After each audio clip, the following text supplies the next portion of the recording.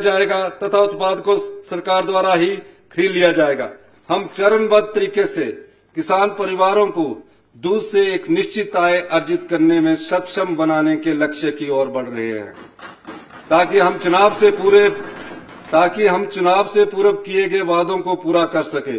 2024-25 में इस पर लगभग 150 करोड़ रुपए की अतिरिक्त राशि व्यय की जाएगी, जिससे इस व्यवस्था को तैयार करने में सहायता मिलेगी। हिमाचल प्रदेश मिल्क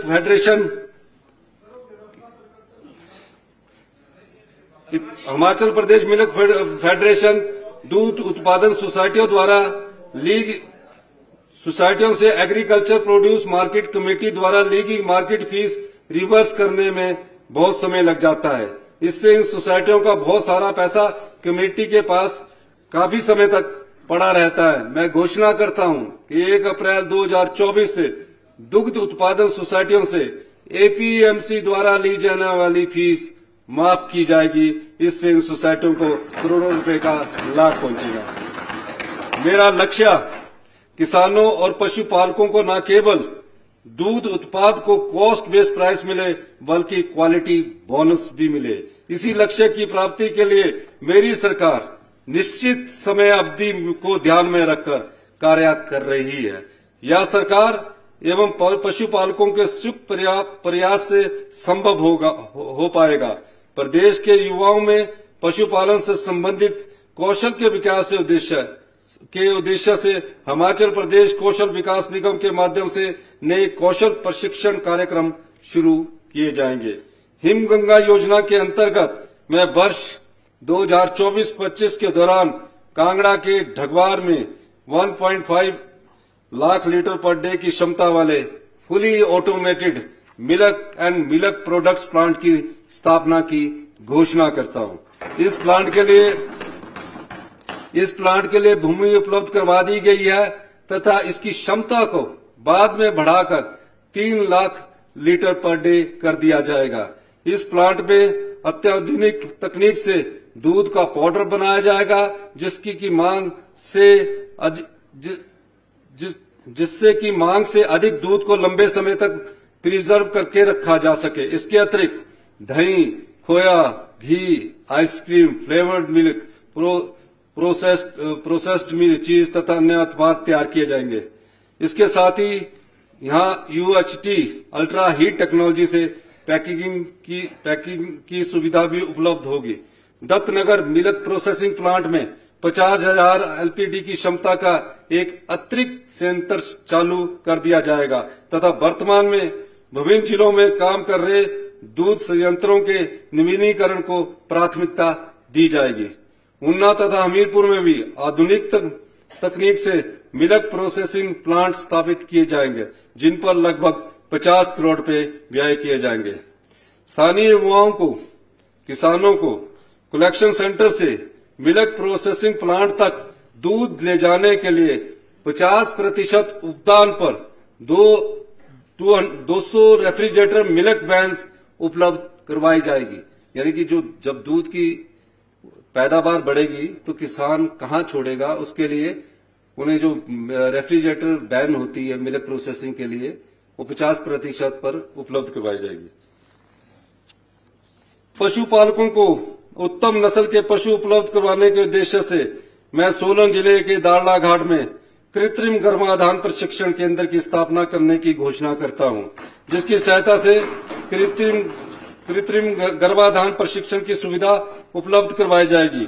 विशेषज्ञ पशु चिकित्सकों द्वारा गंभीर पशु रोगों की चिकित्सा सुविधा उपलब्ध करवाने के लिए 44 मोबाइल वेटनरी वैन्स किराए पर ली गई है। यह सेवा वर्ष 2024 में पूर्ण रूप से आरंभ कर दी जाएगी। प्रत्येक वैन में एक वेटनरी डॉक्टर तथा एक फार्मासिस्ट तैनात होगा। पशुपालक प्रदेश में कहीं से भी टोल फ्री फोन नंबर 1962 पर कॉल करके पशुओं के उपचार की सुविधा या पशुपालन से संबंधित अन्य जानकारी प्राप्त कर सकेंगे। राष्ट्रीय गोकुल मिशन के तहत ऊना जिला के बसाल में डेनमार्क के तकनीकी सहयोग से 44 करोड़ की लागत से एक उत्कृष्टता केंद्र स्थापित किया जाएगा। इसके लिए आवश्यक भूमि पशुपालन विभाग के नाम पर हस्तांतरित हो चुकी है। बदलते समय में पशुपालन विभाग के संगठनात्मक ढांचे के पुनर्गठन एवं पुनर्संरचना की भी आवश्यकता है। अतः विभागीय योजनाओं के युक्तिकरण एवं विभागीय ढांचे के पुनर्गठन के लिए एक विस्तृत योजना बनाई जाएगी, जिसके लिए एक विशेषज्ञ समिति बनाई जाएगी। मिल्क फेडरेशन के माध्यम से नेशनल डेयरी प्लान 2 के अंतर्गत प्रदेश में दूध की उत्पादकता को बढ़ाने के लिए एक विस्तृत कार्य योजना तैयार करके उसको इम्प्लीमेंट किया जाएगा। हिमाचल प्रदेश भेड़ बकरी पालकों का भी प्रदेश है। प्रदेश में 8 लाख भेड़ें तथा 11 लाख बकरियां हैं। भेड़ बकरियों के लिए FMD वैक्सीन, डीवॉर्मिंग दवाइयां तथा अन्य दवाइयों के लिए अलग से कोई प्रावधान नहीं है। इसके लिए भारत सरकार द्वारा भी कोई प्रावधान नहीं किया गया है। भेड़ बकरी पालकों की अन्य बड़ी समस्याओं में डिपिंग, ड्रेंचिंग की व्यवस्था में सुधार, ऊन कुटाई की व्यवस्था में सुधार, उनके परंपरागत चरानों तथा रास्तों का समाप्त होना, भेड़ बकरी की ऊन के व्यापार में अंतर्राष्ट्रीय व्यापार में आए बदलाव के कारण ऊन के खरीद मूल्य में भारी गिरावट आई है। मैं प्रदेश में भेड़ बकरियों के लिए FMD वैक्सीनेशन शुरू करने तथा ऊन की अन्य समस्याओं के निदान के लिए एक नई योजना भेड़ बकरी पालक प्रोत्साहन योजना आरंभ करने की घोषणा करता हूं। इस योजना पर 10 करोड़ रुपए की अतिरिक्त धनराशि दी जाएगी। जनक जी नहीं आज प्रदेश में बढ़ते हुए बेसहारा पशुओं की समस्या के निदान के लिए एक स्टेट लेवल टास्क फोर्स का गठन किया जाएगा, जो कि 3 माह के भीतर इन पशुओं को किसानों तथा स्थानीय समुदायों से परामर्श के बाद समीप के गौ अभ्यारण्यों तथा गौशालाओं में रखने के लिए दिशा निर्देश दिए जाएंगे। इसी के साथ गौ अभ्यारण्यों और तथा गौशालाओं के निर्माण तथा रखरखाव से संबंधित सुझाव भी दिए जाएंगे। मैं निजी गौ सदनों में आश्रित गोवंश के लिए दिए जाने वाले अनुदान 700 रुपए प्रति गोवंश प्रति माह से बढ़ाकर 1200 रुपया करने की सहर्ष घोषणा करता हूं। जो निजी संस्थान गौशाला चलाते हैं उनके लिए हमने 1200 रुपया पर गाय का या किसी पशु का कर दिया। कृषि क्षेत्र के लिए कुल 582 करोड़ रुपए प्रस्तावित है। अध्यक्ष महोदय, मैं हिमाचल प्रदेश की आर्थिकी में प्रदेश के बागवानों का एक बड़ा योगदान रहा है। बागवानों की आय में वृद्धि हमारी सरकार की प्राथमिकताओं में से एक है। मैं 2024-25 के दौरान बागवानी क्षेत्र में 300 करोड़ रुपए की लागत से निम्न विकास कार्य पूरे करने की घोषणा करता हूं। 75 लघु सिंचाई योजनाओं का निर्माण लगभग 1200 हेक्टेयर क्षेत्र में सब ट्रॉपिकल फलों के हाई डेंसिटी वृक्षों का रोपण कार्य किया जाएगा, जिससे 80,000 कृषक समूहों में के लगभग 6,500 किसान परिवार लाभान्वित होंगे। 12 करोड़ की लागत से एक बागवानी उत्कृष्टता केंद्र की स्थापना की जाएगी, जो कि गुणवत्ता, कौशल, पर्यटन तथा विचार संबंधित सभी आवश्यकताओं के लिए वन स्टॉप रिसोर्स सेंटर के रूप में कार्य करेगा। राज्य के सब ट्रॉपिकल क्षेत्रों में 2 अत्याधुनिक फ्रूट प्रोसेसिंग यूनिट स्थापित किए जाएंगे। 5 करोड़ रुपए की लागत से अमरूद, नींबू तथा अन्य सब ट्रॉपिकल फलों की बढ़ावा देने के लिए mother trees bud wood banks के लिए फाउंडेशन ब्लॉक की स्थापना की जाएगी।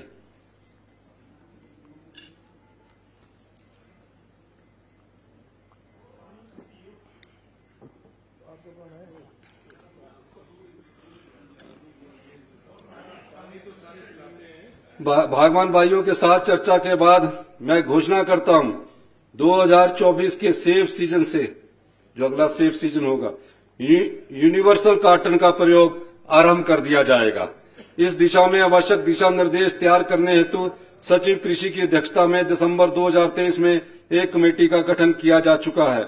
प्रदेश में हाई रिटर्न फ्रूट जैसे कि ड्रैगन फ्रूट, एवोकाडो, ब्लूबेरी, मैकोडामिया नट इत्यादि के उत्पादन को बढ़ावा देने के लिए डॉक्टर वाईएस परमार बागवानी एवं वानिकी विश्वविद्यालय के साथ मिलकर आवश्यक दिशा निर्देश तैयार किए जाएंगे। इससे प्रदेश के किसानों की आय में शीघ्र एवं निश्चित वृद्धि होगी। अध्यक्ष महोदय, प्रदेश में पर्यटकों के बढ़ते हुए रुझान को देखते हुए हॉर्टिकल्चर टूरिज्म को बढ़ावा देने की आवश्यकता है। प्रदेश में स्थित बड़े बाग तथा बागों के समूह को ग्रामीण पर्यटन की दृष्टि से विकसित करने के लिए ग्रामीण विकास विभाग, उद्यान विभाग तथा पर्यटन विभाग के माध्यम से मैं एक ठोस नीति का निर्धारण किया जाएगा। इस नीति के अंतर्गत इच्छुक बागवानों को आवश्यक ट्रेनिंग तथा अन्य सहायता उपलब्ध करवाई जाएगी। बागवानी के कुल 531 करोड़ रुपए प्रस्तावित है। अध्यक्ष महोदय, प्रदेश के लगभग 13,000 मछुआरों की आय बढ़ाने के उद्देश्य से मैं निम्न घोषणा करता हूं। 20 हेक्टेयर क्षेत्र में नए मत्स्य पालन तालाबों के निर्माण के लिए मछुआरों को 80% उपदान पर आर्थिक सहायता दी जाएगी, यानी कि 100 रुपए में से 80 रुपए सरकार खर्च करेगी। जिला हमीरपुर में सेंटर ऑफ एक्सीलेंस के रूप में एक नए कारफिश फार्म की स्थापना की जाएगी। नालागढ़ स्थित फिश सीड फार्म में 5 करोड़ की लागत से ब्रॉड बैंक की स्थापना की जाएगी।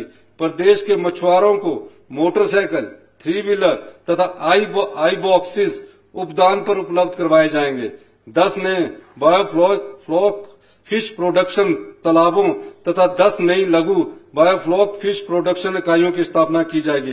3 नई फीड मिल्स की स्थापना की जाएगी। 2 बर्फ संयंत्रों की स्थापना की जाएगी। इसके अतिरिक्त प्रदेश के ठंडे क्षेत्रों में, निजी क्षेत्रों में ट्राउट मछली उत्पादन को बढ़ावा देने के लिए 150 नई ट्राउट मछली उत्पादन इकाइयां तथा 2 नई ट्राउट हैचरीज की स्थापना की जाएगी। अध्यक्ष महोदय, ये सब जो चीजें हैं ये किसान की आय बढ़ाने के लिए है।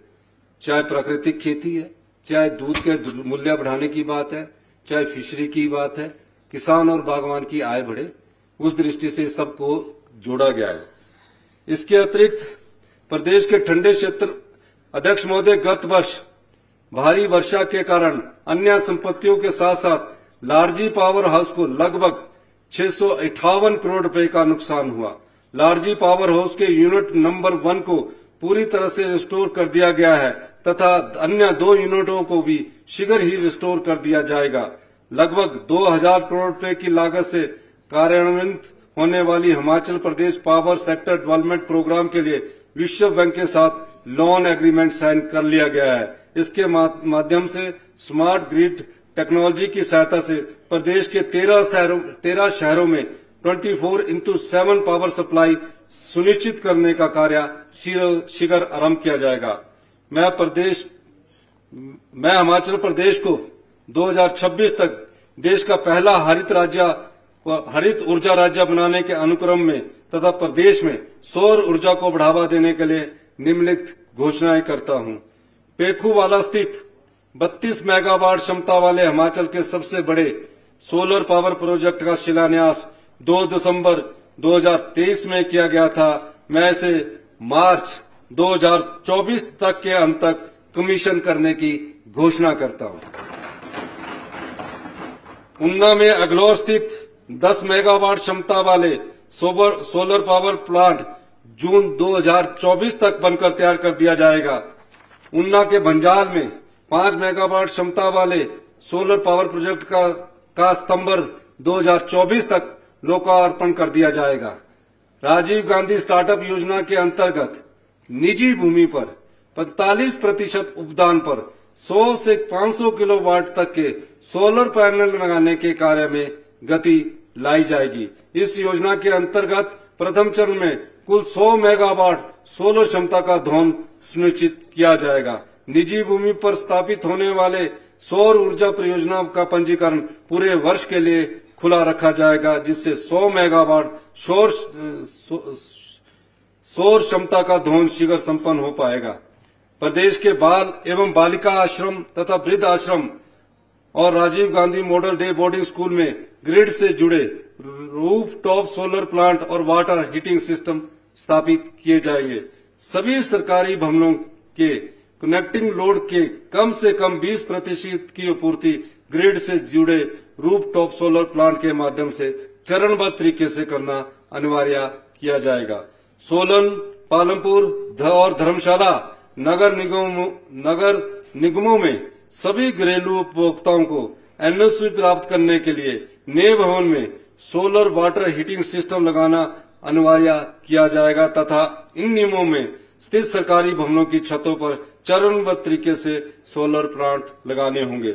ऊना, कांगड़ा, सोलन, सिरमौर, मंडी और शिमला जिला में 501 मेगावाट की क्षमता वाले 5 सौर पार्क और 2012 मेगावाट की क्षमता वाली सौर ऊर्जा परियोजनाएं स्थापित करने का कार्य आरंभ किया जाएगा। लगभग 1885 करोड़ की लागत से प्रदेश में रिवैम्प्ड डिस्ट्रीब्यूशन सेक्टर स्कीम्स के माध्यम से aggregate technical and commercial losses को कम करने के लिए एक विस्तृत कार्य योजना का कार्यान्वयन किया जाएगा। इससे बिजली आपूर्ति की गुणवत्ता के साथ साथ डिस्ट्रीब्यूशन सेक्टर की फाइनेंशियल सस्टेनेबिलिटी भी बढ़ेगी। बिजली उत्पादन के साथ साथ एक efficient transmission and distribution network होना समय की आवश्यकता है ताकि न केवल प्रदेश की जनता की बिजली को मांग को पूरा किया जा सके बल्कि सरप्लस उत्पादन को उचित समय पर अन्य राज्यों को भी पहुंचाया जा सके। इसको और सुदृढ़ करने के लिए 2024-25 के लिए 96 करोड़ रुपए की लागत से 4 ट्रांसमिशन लाइंस तथा 290 करोड़ की लागत से 6 extra high voltage sub station पूरे किए जाएंगे। प्रदेश में स्थित ट्रांसमिशन एसेट्स को नेशनल ग्रिड से सेंट्रल ट्रांसमिशन यूटिलिटी सिस्टम के माध्यम से जोड़ा जाएगा। इसकी नियंत्रण मॉनिटरिंग के लिए कुनिहार में बन रहे ज्वाइंट कंट्रोल सेंटर तथा कांगड़ा के धेन में सब स्टेशन के निर्माण का कार्य 2024-25 में पूरा कर लिया जाएगा। इससे ट्रांसमिशन लाइन्स के शीघ्र रखरखाव में भी सुविधा होगी। अध्यक्ष महोदय, कांगड़ा जिला को प्रदेश की पर्यटन राजधानी बनाने की घोषणा पिछले बजट में की गई थी। इसी क्रम में 7 जुलाई 2023 को कांगड़ा के गग्गल हवाई अड्डे के विस्तार के लिए सेक्शन 11 के अंतर्गत अधिसूचना जारी कर दी गई है। इसके लिए रिहेबिलिटेशन और रीसेटलमेंट प्लान को शीघ्र ही अंतिम रूप दे दिया जाएगा और भू अधिग्रहण कार्य आरंभ कर दिया जाएगा। इसके अतिरिक्त वेबकोस लिमिटेड द्वारा तैयार की गई मंडी हवाई अड्डे की डीपीआर का परीक्षण किया जा रहा है। प्रदेश में कुल 16 प्रस्तावित हेलीपोर्ट में से प्रथम चरण में 9 हेलीपोर्ट क्रमशः हमीरपुर में जसकोट, कांगड़ा में रक्कड़ और पालमपुर, चंबा में सुल्तानपुर, कुल्लू में आलू ग्राउंड, मनाली, किन्नौर में शारबो तथा लाहौल स्पीति में जिस्पा, सिसु और रंगरीत में विकसित किए जाएंगे। इन 9 हेलीपोर्ट्स की फिजिबिलिटी स्टडी रिपोर्ट्स प्राप्त हो चुकी है।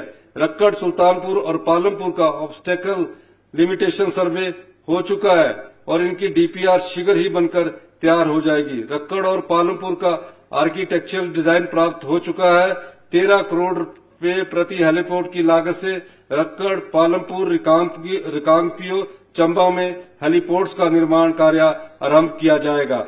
दूसरे चरण में चंबा के पांगी, होली, बिलासपुर के और सिरमौर के धारक्यारी, शिमला के चांशलधार, ऊना के जनकौर तथा सोलन के गलानाग में हेलीपोर्ट निर्मित किए जाएंगे। इसके लिए भारत सरकार के माध्यम से पवन हंस लिमिटेड से आवश्यक सहायता ली जाएगी। पर्यटन विकास के लिए प्रतिबद्धता की दिशा में बढ़ते हुए स्वदेश दर्शन 2 के अंतर्गत पोंग डैम के विकास और प्रबंधन के लिए एक मास्टर प्लान तैयार किया गया है। इसके साथ ही निम्न 5 टूरिस्ट डेस्टिनेशन को पर्यटन की दृष्टि से विकसित किया जाएगा। लाहौल स्पीति में चंदरताल, काजा और तांदी, किन्नौर में रक्षम और नाको चांगो खाब व कुफरी के नजदीक हसन घाटी के मशहूर पर्यटक स्थल पर स्काई वॉक ब्रिज के निर्माण करने की सहर्ष घोषणा करता हूं। पर्यटकों को प्रदेश में प्रवास के दौरान बेहतर सुविधाएं प्रदान करने के उद्देश्य से प्रदेश में स्थित सभी होम स्टेज यूनिट को Himachal Pradesh tourism development and registration act के अधीन लाया जाएगा, जिससे इसके संचालन में सुधार और गुणवत्ता लाई जा सके।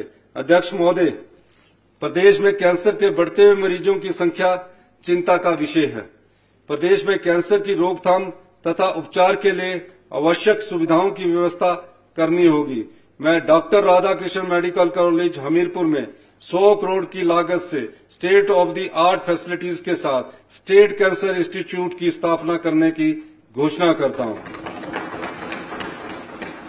India council of medical research की सहायता से प्रदेश में बढ़ते कैंसर के रोगियों के कारणों का पता भी लगाया जाएगा। कैंसर पीड़ित मरीजों को प्रदेश में ही कीमोथेरेपी तथा पैलिएटिव केयर की सुविधा प्रदान करने के लिए जिला अस्पतालों तथा चयनित आदर्श स्वास्थ्य केंद्रों पर कैंसर डे केयर सेंटर्स की स्थापना की जाएगी। इन केंद्रों में कीमोथेरेपी ले रहे सभी मरीजों के लिए बेड्स का प्रावधान होगा तथा कीमोथेरेपी दवाओं को राज्य आवश्यक दवा सूची में सम्मिलित किया जाएगा ताकि मरीजों को कीमोथेरेपी के लिए अधिक पैसा व्यय न करना पड़े। इंदिरा गांधी मेडिकल कॉलेज शिमला में कैंसर पीड़ित रोगियों के एडवांस रेडियोथेरेपी तकनीक से उपचार के लिए 21 करोड़ की लागत से एक लीनियर एक्सीलरेटर मशीन स्थापित की जाएगी। पिछले बजट में घोषित 69 आदर्श स्वास्थ्य केंद्रों पर कार्य विभिन्न चरणों में है तथा इनमें से अधिकांश का कार्य 2024-25 में पूरा कर लिया जाएगा। इसी वर्ष मशीनरी और इक्विपमेंट की व्यवस्था करने के लिए 1 करोड़ रुपए प्रति केंद्र उपलब्ध करवाए जाएंगे। पिछले कई वर्षों से पीजीआई सैटेलाइट सेंटर ऊना में चल रहे सभी कार्यों को गति देने के लिए हमारी सरकार द्वारा प्रयास किए जा रहे हैं। हमारी सरकार द्वारा किए गए प्रयासों से पिछले कई वर्षों से लंबित एनवायरमेंटल क्लीयरेंस दिलवाई गई। इसमें शुरू किए गए सभी कार्यों को प्राथमिकता पर पूरा किया जाएगा। प्रथम चरण में मैं प्रदेश के 53 स्वास्थ्य संस्थानों में हॉस्पिटल मैनेजमेंट इंफॉर्मेशन सर्विस की स्थापना की जाएगी। इससे मरीजों को उनके डिजिटल रिकॉर्ड के आधार पर बेहतर सुविधाएं प्राप्त हो पाएगी। इस क्रम में लगभग 57 लाख प्रदेशवासियों का हेल्थ कार्ड आईडी बनाया जा चुका है। भारत हेल्थ का अकाउंट आईडी बनाया जा चुका है तथा शीघ्र ही सभी प्रदेशवासियों का आभा आईडी बना दिया जाएगा। यानी कि सभी जो प्रदेशवासी है 75 लाख की आबादी में हमारे 57 लाख के जो आबादी के लोग हैं उनका डिजिटल रिकॉर्ड बनाया जा चुका है और जल्दी ही इसको 75 लाख की आबादी को बना दिया जाएगा। Doctor Rajendra Prasad government medical college Tanda और कमला नेहरू हॉस्पिटल शिमला में नवजात शिशुओं में स्तनपान को प्रोत्साहित करने के लिए शिक्षा तथा जच्चा के लिए लोकेशन मैनेजमेंट सेंटर स्थापित किए जाएंगे। प्रदेश के जिस स्वास्थ्य में शेर शूर भी सुनाते हैं।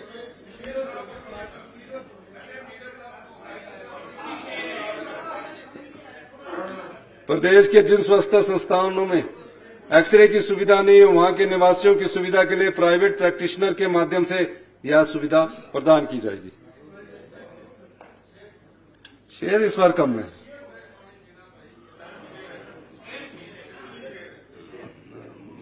आप ही सुना दो।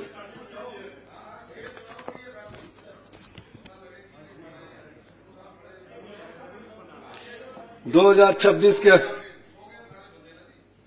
2026 के अंत तक प्रदेश जिले में सोएंगे तो आप ही 2026 के अंत तक प्रत्येक जिले में सभी टेस्ट सुविधाओं से एक इंटीग्रेटेड पब्लिक हेल्थ लैब की स्थापना की जाएगी। पिछले बजट में घोषित नाहन, चंबा और हमीरपुर में नए नर्सिंग कॉलेजों में निर्माण कार्य आरंभ किया जाएगा। इसके साथ ही doctor Rajendra Prasad medical college Tanda में general nursing and midwife school को नर्सिंग कॉलेज में स्थानांतरित किया जाएगा। बद्दी, बरोटीवाला, नालागढ़, परमाणु, पोंटा और ऊना औद्योगिक क्षेत्रों में कार्यरत प्रवासी कामगारों की हेल्थ स्क्रीनिंग के लिए एक गेस्ट वर्कर स्क्रीनिंग प्रोजेक्ट आरंभ किया जाएगा। पिछली सभी सरकारों ने प्रदेशवासियों के कल्याण के लिए बहुत सी योजनाएं आरंभ की है। ऐसी योजनाओं में से हिम केयर तथा सहारा 2019 में शुरू की गई और इनका लाभ भी जनसाधारण तक पहुंचा है, किंतु इनसे संबंधित एम्पेरिकल डाटा के एनालिसिस के आधार के बाद इनके कार्यान्वयन में कुछ स्ट्रक्चरल तथा ऑपरेशनल समस्याएं उजागर हुई है।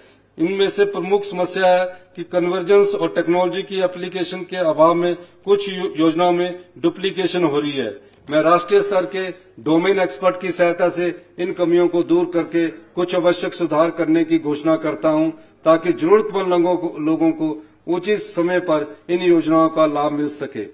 तब तक इन दोनों योजनाओं का कार्यान्वयन यथावत होता रहेगा। स्वास्थ्य क्षेत्र में कुल 3,415 करोड़ रुपए प्रस्तावित है। अध्यक्ष महोदय, भारत के प्रथम प्रधानमंत्री पंडित जवाहरलाल नेहरू का मानना था कि आज के बच्चे कल का भारत बनाएंगे। जिस तरह से हम उनका पालन पोषण करेंगे, वही देश का भविष्य तय करेगा।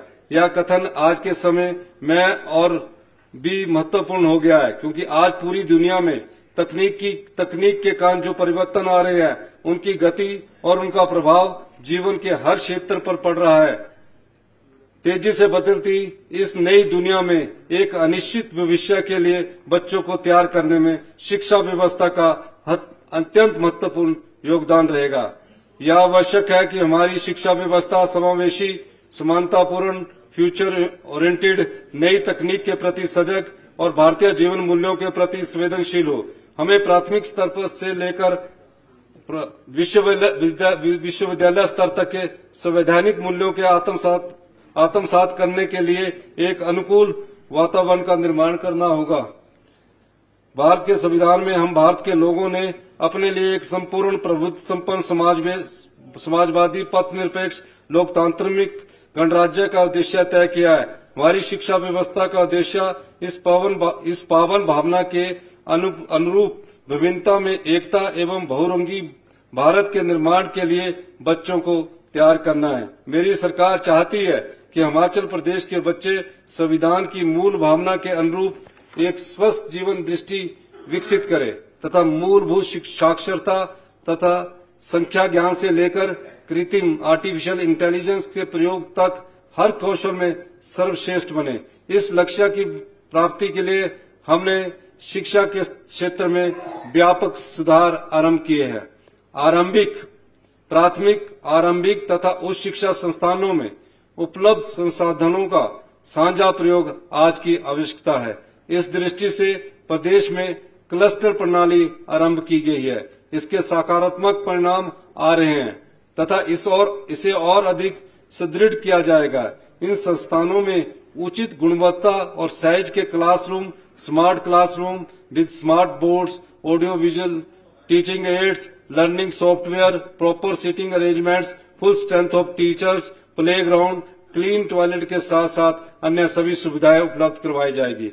आज के ग्लोबल विश्व में यह अनिवार्य शर्त है कि ग्रामीण क्षेत्रों के बच्चे भी विश्व की नवीनतम तकनीक से घर बैठे जुड़ सके तथा आने वाले समय में दुनिया में कहीं भी अपनी क्षमता के आधार पर रोजगार एवं स्वरोजगार प्राप्त कर सके। इसलिए हमने पहली कक्षा से ही अंग्रेजी माध्यम का विकल्प दिया है। विभिन्न शोध यह स्पष्ट रूप से दर्शाते हैं कि भाषा सीखने का सबसे अच्छा समय 12 वर्ष की आयु तक होता है। अतः पहली कक्षा से ही अंग्रेजी माध्यम का विकल्प समय की मांग है। इस निर्णय से प्रदेश के सभी बच्चों को और विशेष रूप से गांव के बच्चों को लाभ होगा।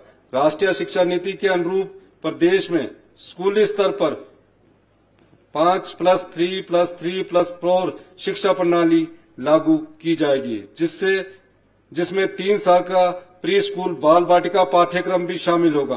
प्रदेश में अभी 6,000 से अधिक प्राथमिक पाठशालाओं में प्री स्कूल चलाए जा रहे हैं। इस व्यवस्था को सुदृढ़ करने के लिए आगामी वित्तीय वर्ष में 6,000 नर्सरी टीचर नियुक्त किए जाएंगे। पात्र आंगनवाड़ी कार्यकर्ताओं को भी नर्सरी अध्यापक बनने का अवसर दिया जाएगा और इसके लिए उन्हें ब्रिज कोर्स भी करवाया जाएगा। इस व्यवस्था को सुचारू रूप से लागू करने के लिए पहली कक्षा में प्रवेश के लिए राष्ट्रीय शिक्षा नीति के अनुसार कम से कम 6 वर्ष की आयु तय की गई है और प्री प्राइमरी की 3 कक्षाओं में प्रवेश के लिए क्रमशः 3, 4 और 5 वर्ष की न्यूनतम आयु सीमा तय की गई है। पूरे प्रदेश में शिक्षा संस्थानों को चरणबद्ध तरीके से पूर्व निर्धारित मापदंडों के अनुसार इंस्टीट्यूशन ऑफ एक्सीलेंस के रूप में विकसित किया जाएगा। वर्ष 2024-25 में 850 शिक्षा संस्थानों को IOE बनाए जाने का लक्ष्य रखा गया है, जिनमें से प्राय 500 primary school, 100 high school, 200 senior secondary school और 50 डिग्री कॉलेज शामिल है। इन संस्थानों में अध्यापकों के सभी स्वीकृत पदों को भरने के साथ साथ स्मार्ट क्लासरूम तथा अन्य सुविधाएं उपलब्ध करवाई जाएगी। निर्धारित मापदंडों के आधार पर इन संस्थानों का पीरियोडिक मूल्यांकन किया जाएगा। प्रदेश के सभी स्कूलों और कॉलेज के प्रिंसिपल / हेडमास्टर शिक्षा के क्षेत्र में आवश्यक नेतृत्व प्रदान कर सके, इसके लिए स्कूल / कॉलेज लीडरशिप प्रशिक्षण शुरू किया जाएगा। स्कूल और समाज के बेहतर तालमेल के लिए तथा सामुदायिक भागीदारी बढ़ाने के लिए अपना विद्यालय मेरा सम्मान योजना आरंभ करने का निर्णय लिया गया है। इसमें जहां एक और मुख्यमंत्री से लेकर खंड स्तरीय अधिकारी तक सभी विधायक तक सभी एक शिक्षा संस्थान को गोद लेंगे, वहीं दूसरी ओर समुदाय को स्कूलों से जोड़ा जाएगा। इसमें पात्र एवं इच्छुक व्यक्तियों द्वारा निःशुल्क शिक्षा प्रदान किए जाने की व्यवस्था भी की जाएगी। यानी कि कोई भी विधायक है वो एक स्कूल को गोद ले सकता है और अधिकारी भी। प्रत्येक उपमंडल अधिकारियों को सभी प्राइमरी स्कूलों का महीने में एक दिन बारी बारी से अनिवार्य रूप से रिव्यू मीटिंग का आयोजन करना होगा। इस बैठक में उस स्कूल में न केवल विद्यार्थी बल्कि अध्यापकों की परफॉर्मेंस का भी रिव्यू किया जाएगा। अभिभावकों के साथ भी इस बैठक में संवाद किया जाएगा। इसी बैठक में स्कूल के रख रखाव के बारे में भी उचित निर्णय लिया जाएगा। इसके लिए आवश्यक दिशा निर्देश जारी कर दिए गए हैं। प्रदेश के सभी शिक्षा संस्थानों की वार्षिक रैंकिंग और उनके लिए परफॉर्मेंस बेस्ड ग्रांट की व्यवस्था की शुरुआत की जाएगी। इस सारी व्यवस्था को ऑनलाइन पोर्टल के माध्यम से विकसित किया जाएगा तथा इसे आम जनता तथा अभिभावकों से भी साझा किया जाएगा। इसके लिए एक वेबसाइट बनाई जाएगी। शिक्षा क्षेत्र में व्यापक सुधार करते हुए गुणात्मक शिक्षा पर विशेष ध्यान केंद्रित किया जा रहा है। अभी तक लिए गए निर्णयों में वर्ष में कुल अध्यापन दिवस बढ़ाना, खेल एवं सांस्कृतिक गतिविधियों का निश्चित समय तय करना, शिक्षकों के गैर शिक्षण कार्यों में निरंतर कमी करना, मिड डे मील में रिकॉर्ड की औपचारिकताओं को पूरा करना शामिल है।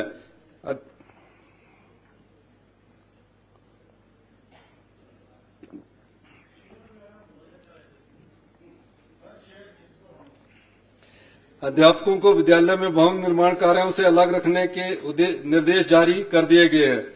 एक ही सूचना को बार बार मंगाए जाने की प्रथा पर रोक लगा दी गई है। यह भी देखा गया है कि आमतौर पर हर स्कूल का एक अध्यापक लगभग नियमित रूप से डाक लेकर स्कूल से अनुपस्थित रहता था। इस व्यवस्था पर भी पूर्णतः रोक लगा दी गई है। अध्यापकों और बच्चों में अपने विद्यालय के प्रति सम्मान का भाव उत्पन्न हो, इसके लिए विद्यालयों को अभिभावकों के साथ मिलकर बच्चों के लिए अपनी पसंद की वर्दी चुनने का अधिकार भी दिया गया है। आगामी वर्ष में शिक्षा में बेहतरी के लिए प्राथमिक स्तर से विश्वविद्यालय स्तर की प्रक्रिया, संरचना और नियमावली का पूर्ण परीक्षण करके आवश्यक बदलाव और व्यवस्था परिवर्तन किया जाएगा। शेर है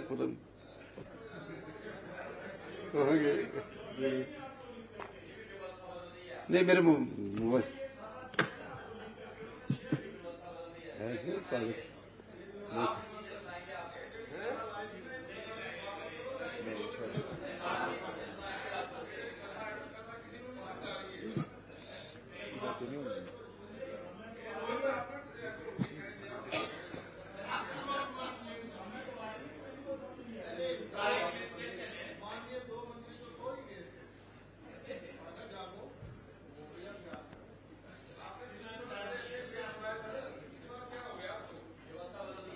अभी तो अपनी मंजिल पाना बाकी है। अभी तो इरादों का इम्तिहान बाकी है।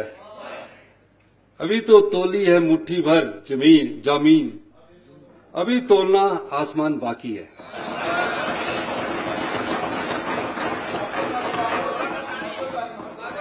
ये अभी ऐसा अभी तो 14 आपकी नींद हराम हो गई है, विपक्ष की नींद हराम हो गई है। पढ़ने पढ़ाने की संस्कृति के विकास के लिए ये जो बजट है यह आत्मनिर्भर हिमाचल और युवा जो पीढ़ी है उनके भविष्य की शिक्षा प्रणाली में महत्वपूर्ण बदलाव है।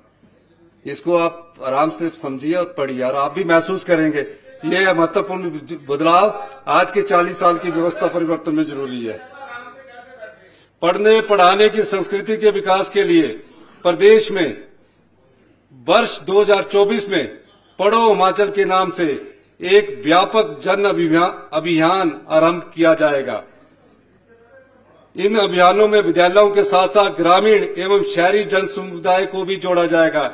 इस अभियान के तहत प्रदेश के 500 शिक्षा संस्थानों में सामान्य पाठकों और विशेष रूप से युवाओं के लिए रीडिंग रूम बनाए जाएंगे तथा इन्हीं शिक्षा संस्थानों के पुस्तकालयों के चलाने में आम जन की भागीदारी को सुनिश्चित किया जाएगा।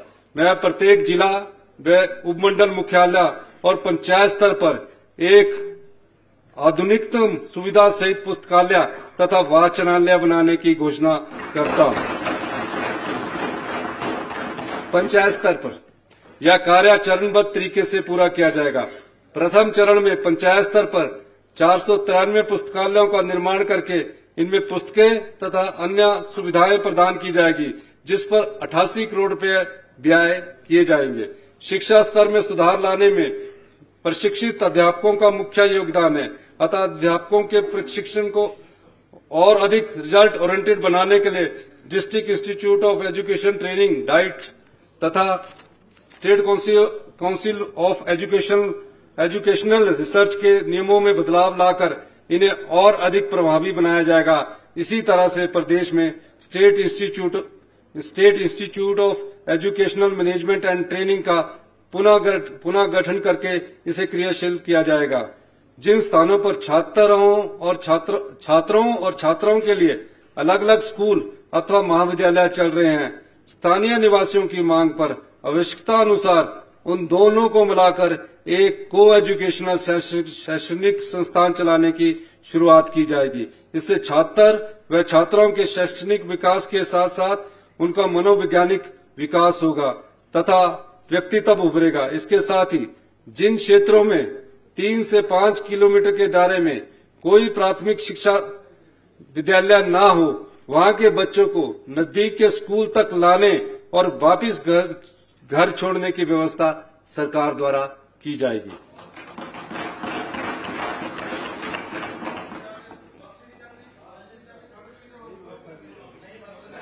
अध्यक्ष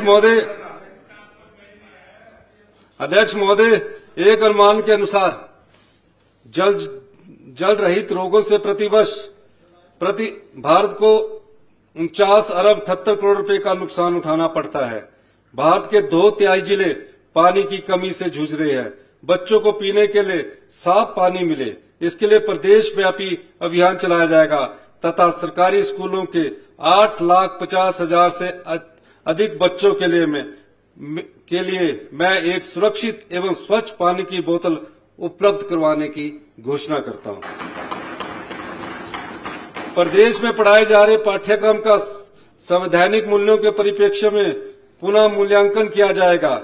इससे प्रदेश की समृद्ध सांस्कृतिक विरासत का समावेश भी किया जाएगा। इसके लिए 5वीं कक्षा से हिमाचल के इतिहास एवं संस्कृति, भारतीय संविधान, स्वास्थ्य, बेसिक हाइजीन तथा अन्य सामान्य ज्ञान के विषयों पर अनिवार्य रूप से पाठ्यक्रम आरंभ किया जाएगा।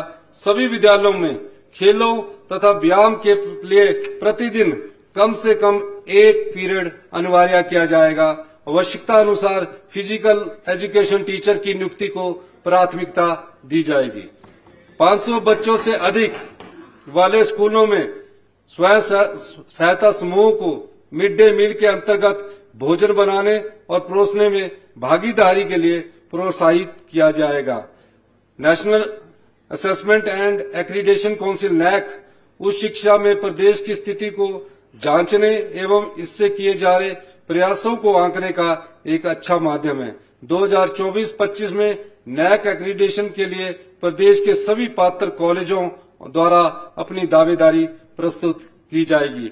2024-25 के लिए प्रदेश सरकार द्वारा भारत सरकार को वित्त पोषण के लिए समग्र शिक्षा अभियान के तहत 1052 करोड़ रुपए तथा स्टार प्रोजेक्ट के तहत 400 करोड़ रुपए का प्रस्ताव भिजवाया गया है। इसके अतिरिक्त पीएम उषा के तहत 1000 करोड़ रुपए का प्रस्ताव तथा पीएम श्री के तहत 477 करोड़ रुपए का अनुदान का प्रस्ताव भी भारत सरकार के विचाराधीन है। मुझे आशा है कि भारत सरकार इन प्रस्तावों को शीघ्र स्वीकृति प्रदान करेगी।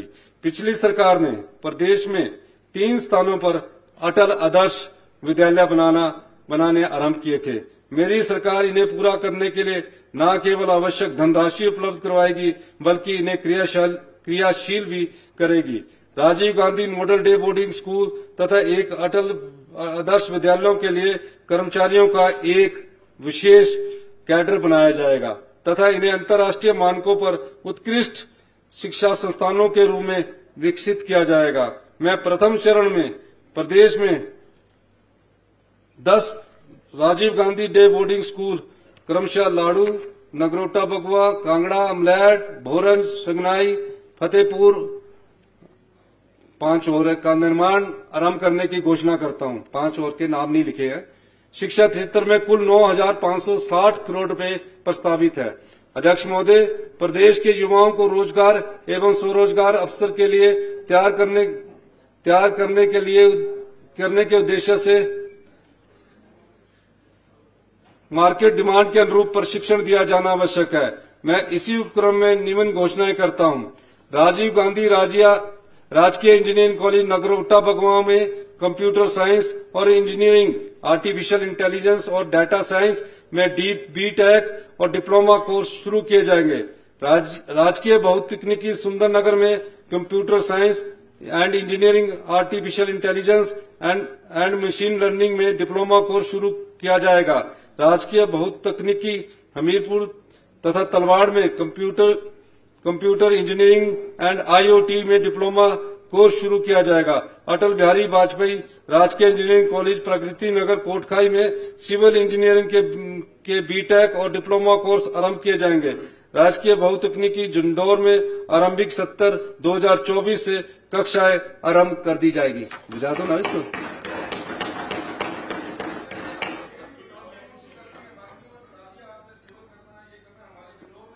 जो बेसिक कोर्स होंगे अच्छे, जो आप बोलेंगे। श्रम विभाग की EEMIS पोर्टल पर अभी तक 448 एम्प्लॉयर्स को जोड़ा जा चुका है। इसमें निजी क्षेत्र के और एम्प्लॉयर्स को जोड़ा जाएगा तथा इसके माध्यम से 2024-25 में 180 कैंपस इंटरव्यू आयोजित किए जाएंगे। असंगठित क्षेत्र के कामगारों को हितों को ध्यान में रखते हुए 2024 के अंत तक इस क्षेत्र के 20,87,000 कामगारों को पंजीकृत करने का लक्ष्य रखा गया है। इसके अतिरिक्त श्रम एवं रोजगार विभाग की रोजगार पंजीकरण पोर्टल को कॉमन सर्विस सेंटर के साथ भी लिंक किया जाएगा ताकि प्रदेश के युवा इन केंद्रों के माध्यम से पंजीकरण करवा सके। यानी कि एम्प्लॉयमेंट एक्सचेंज के अलावा लोक मित्र केंद्र है, वहां भी कोई व्यक्ति अपना नाम रजिस्टर्ड करवा सकेगा। तकनीकी शिक्षा क्षेत्र में कुल 330 करोड़ रुपए प्रस्तावित है। अध्यक्ष महोदय, वर्तमान में वृद्धावस्था, विधवा, एकल नारी, दिव्यांग, कुष्ठ रोगी तथा ट्रांसजेंडर पेंशन के 7,84,000 लाभार्थियों के लिए लगभग 1,260 करोड़ रुपए व्यय किए जा रहे हैं। 2024-25 में 40,000 नए पात्र लाभार्थियों को इस योजना में सम्मिलित किया जाएगा, जिस पर लगभग 70 करोड़ रुपए अतिरिक्त व्यय किए जाएंगे। अध्यक्ष महोदय, प्रदेश में अभी तक दिव्यांग जनों की उच्च शिक्षा के लिए कोई भी शिक्षा संस्थान उपलब्ध नहीं है। मैं प्रदेश में दिव्यांग जनों की उच्च शिक्षा के लिए कंडा घाट में एक centre of excellence for education of दिव्यांग जनों की स्थापना करने की घोषणा करता हूं। Institute for children with special disabilities को भी इस केंद्र में स्थानांतरित किया जाएगा।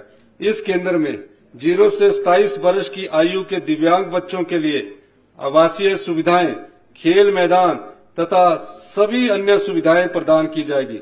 जिन पात्र दिव्यांग बच्चों के लिए रहने की सुविधा उपलब्ध नहीं होगी, उन्हें रहने के लिए किराए के लिए आर्थिक सहायता दी जाएगी।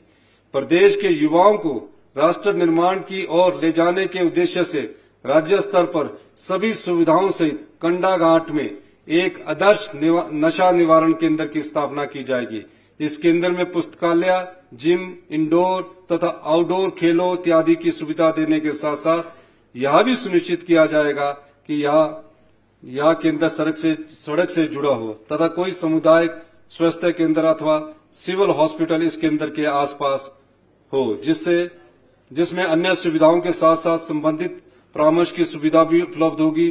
प्रदेश के युवाओं तथा अन्य हितधारकों की जागरूकता के लिए एक व्यापक अभियान चलाया जाएगा। उपमंडल स्तर से लेकर राज्य स्तर तक के अधिकारियों की भागीदारी से एक effective monitoring and reporting system की स्थापना की जाएगी। अभी नशा निवारण केंद्र तो बहुत है, लेकिन वो मकानों में बंद कमरों में चल रहे हैं। तो किसी की नशे की अगर को लत को छुड़ाना है तो उसके लिए थोड़ा ओपन स्पेस भी चाहिए, खेलने की सुविधा भी हो।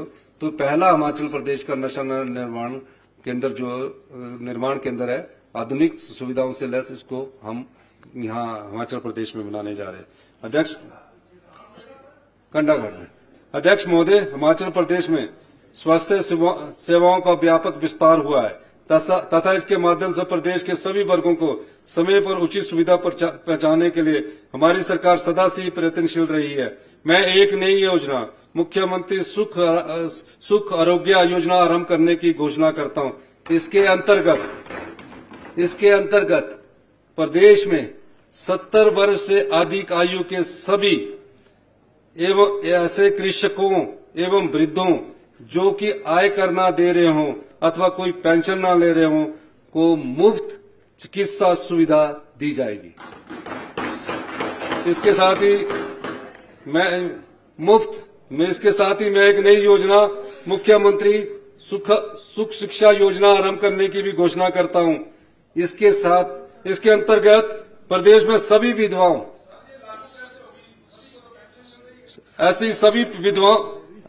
ऐसी सभी विधवाओं के 27 साल तक की आयु वाले बच्चे जिनकी सभी स्रोतों से वार्षिक आय, जितनी भी विधवाएं हैं, एकल नारी इसके अंतर्गत प्रदेश में ऐसी सभी विधवाओं के 27 साल तक की आयु वाले बच्चे जिनकी सभी स्रोतों से वार्षिक आय 1 लाख रुपए से कम हो कि शिक्षा पर होने वाले सभी बाला व्यय प्रदेश सरकार वहन करेगी। इन बच्चों को medical college, engineering college, NIT, IIM, IIT, nursing, graduation, post graduation पाठ्यक्रमों में प्रवेश मिलने पर यह सुविधा प्रदान की जाएगी।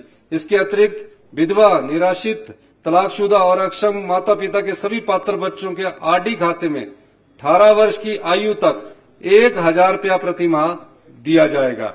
इसके साथ ही सभी पात्र महिलाओं के स्वास्थ्य बीमा का वार्षिक प्रीमियम भी राज्य सरकार द्वारा वहन किया जाएगा। इस पर लगभग 41 करोड़ रुपए अतिरिक्त व्यय किए जाएंगे। यानी कि जिन विधवाओं की विभिन्न स्रोतों से आय 1 लाख रुपए से कम है, उनके सभी बच्चों को हिमाचल प्रदेश सरकार फ्री एजुकेशन देगी और 18 वर्ष से कम बच्चों वालों को 1000 रुपया प्रति माह उनकी आरडी में जमा कराया जाएगा। दुनिया में कुछ ही लोग बदलाव लाते हैं, बाकी सब तो जिंदगी गुजार कर चले जाते हैं।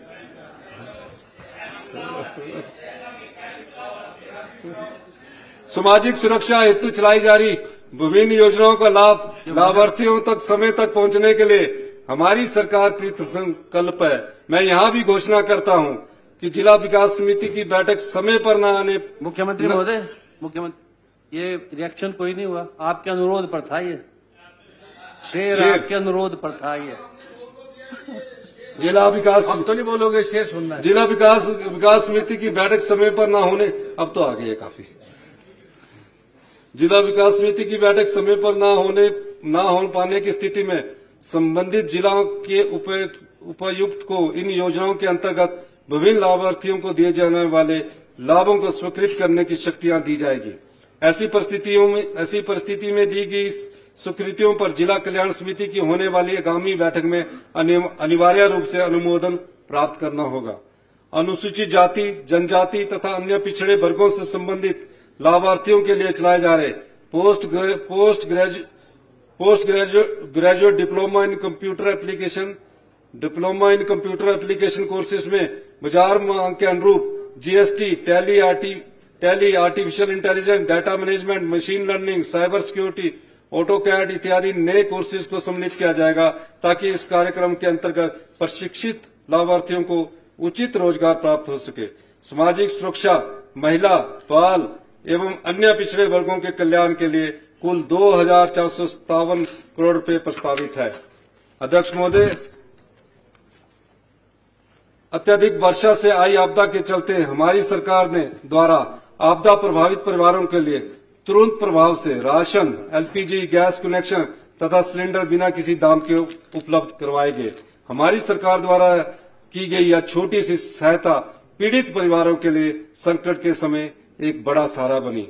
राशन डिपोओं के माध्यम से food safety and standard authority of India के मानदंडों के अनुसार विटामिन ए और डी से फोर्टिफाइड सरसों का तेल और रिफाइंड तेल दिया जा रहा है। अभी तक यह तेल उपभोक्ताओं को राशन डिपो से सीमित मात्रा में ही उपलब्ध होता है। शादी, विवाह, त्योहार व अन्य समारोह में उपभोक्ताओं को यह तेल खुले बाजार से ऊंचे दामों पर खरीदना पड़ता है।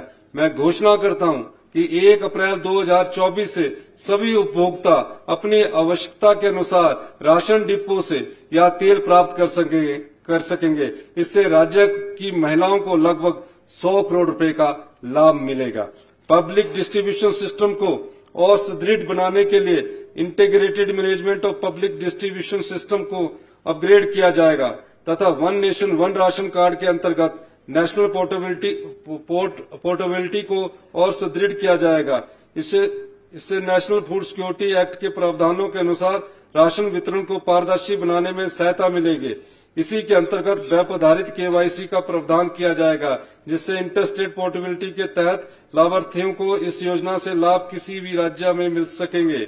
मिलों से आवंटित आटे की गोदामवार निगरानी भी सुनिश्चित की जाएगी।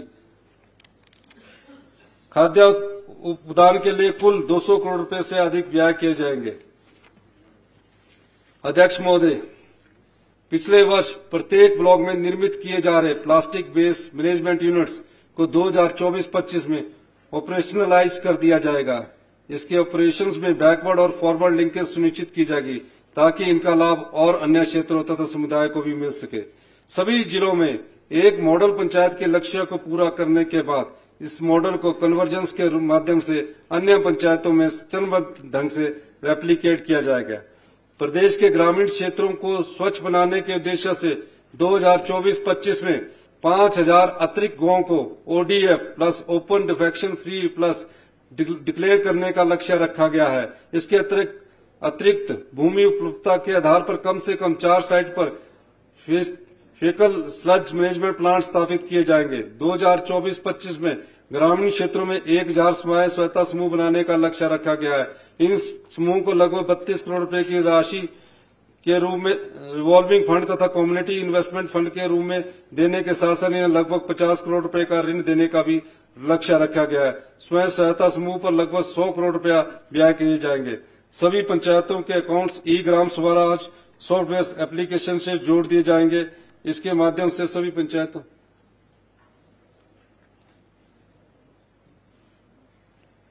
सभी पंचायतों के संसाधन तथा व्यय की मॉनिटरिंग के लिए इस प्रणाली को और सुदृढ़ किया जाएगा।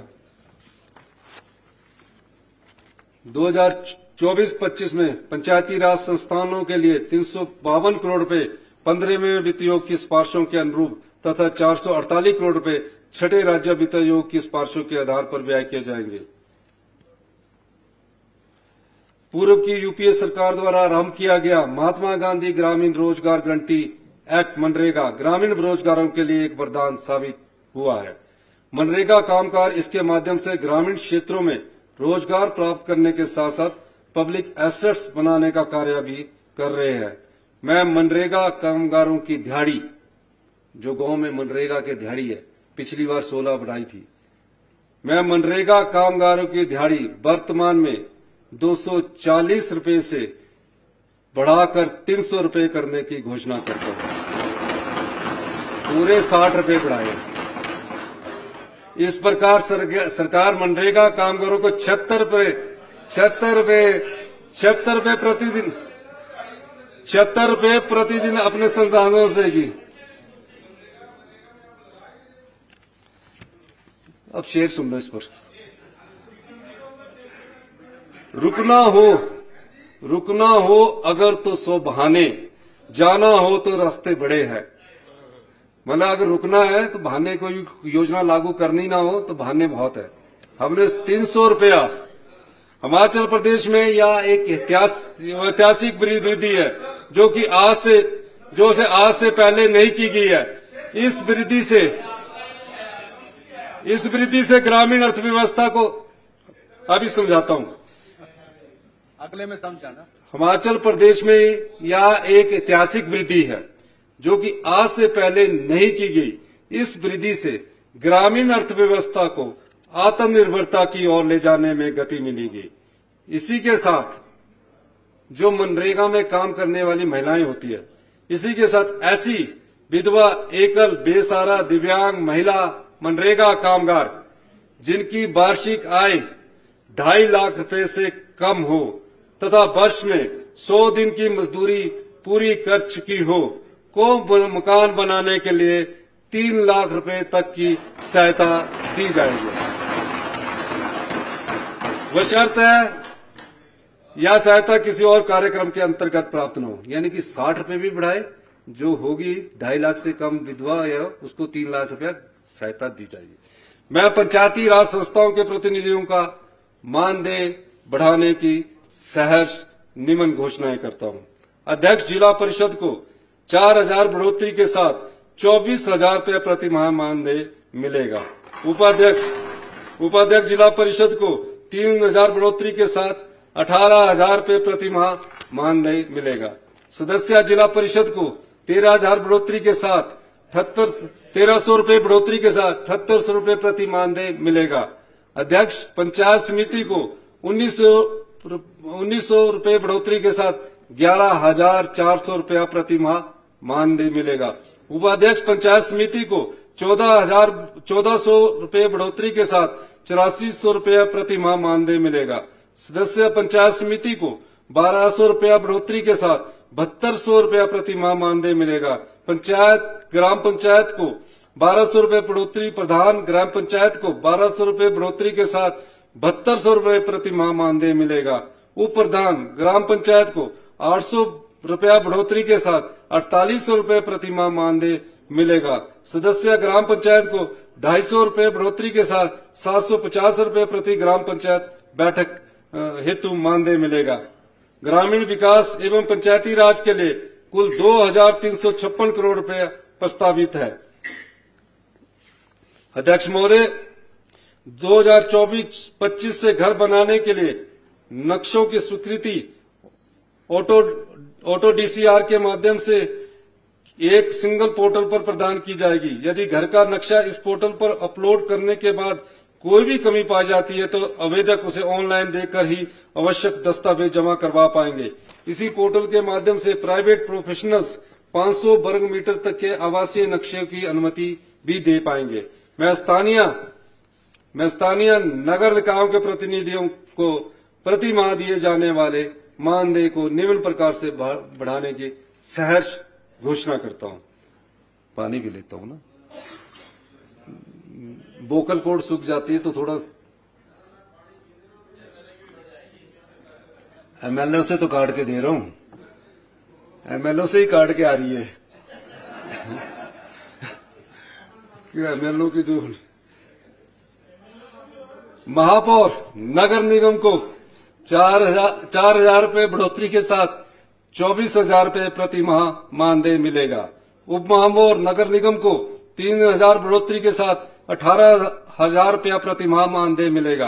काउंसलर नगर निगम को 1,400 रुपये बढ़ोतरी के साथ 8,400 रुपये प्रति मानदेय मिलेगा। अध्यक्ष नगर परिषद को 1,700 रुपये बढ़ोतरी के साथ 10,200 रुपया प्रति माह मानदेय मिलेगा।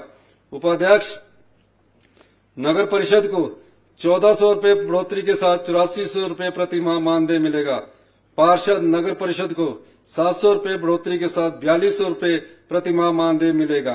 प्रधान नगर पंचायत को 1,400 रुपये बढ़ोतरी के साथ 8,400 रुपये प्रति माह मानदेय मिलेगा। उप प्रधान नगर पंचायत को 1,100 रुपये बढ़ोतरी के साथ 6,600 रुपये प्रति माह मानदेय मिलेगा। सदस्य नगर पंचायत को 700 रुपये बढ़ोतरी के साथ 4,200 रुपये प्रति माह मानदेय मिलेगा।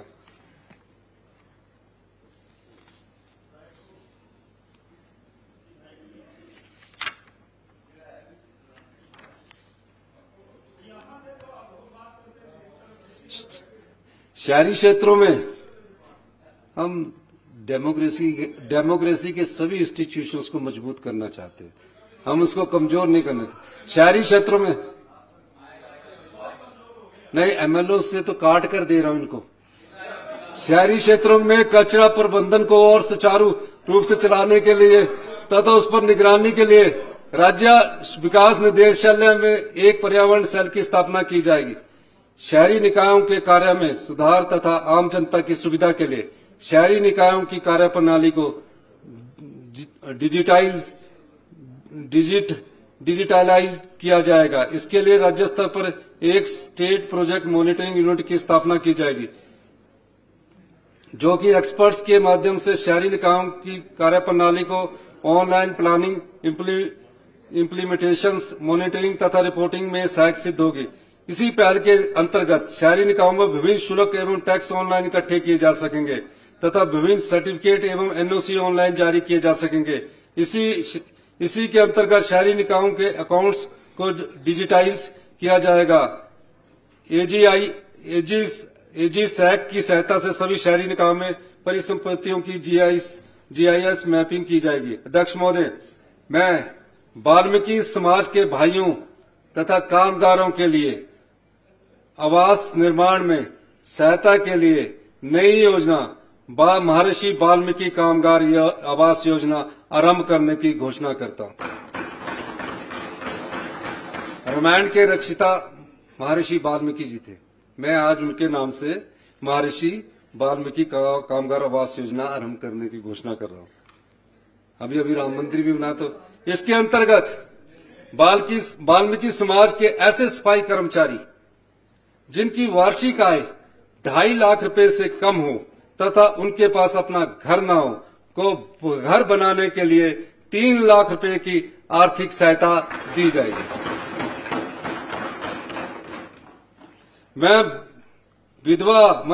मैं मुख्यमंत्री विधवा एवं एकल नारी आवास योजना के अंतर्गत ऐसे सभी लाभार्थियों जिनकी वार्षिक आय 2.5 लाख रुपए से कम हो को गृह निर्माण के लिए दी जा रही 1.5 लाख रुपए की राशि को बढ़ाकर 3 लाख रुपए करने की घोषणा करता है। जितने भी विधवाएं हैं उनको घर बनाने के लिए जो 1.5 लाख रुपए की राशि मुख्यमंत्री के द्वारा हमने शुरू की है, उसमें उनको घर बनाने के लिए 3 लाख रुपए की राशि दी जाएगी और उनकी आय की सीमा भी हमने तय की है कि 2.5 लाख से कम होनी चाहिए।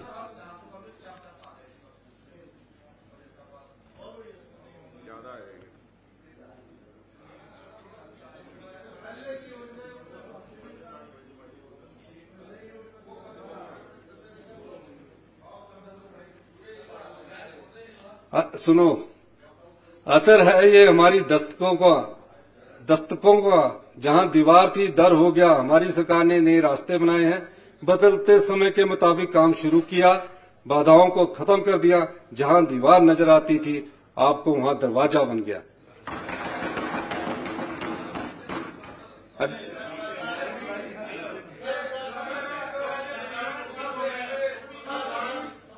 अच्छा,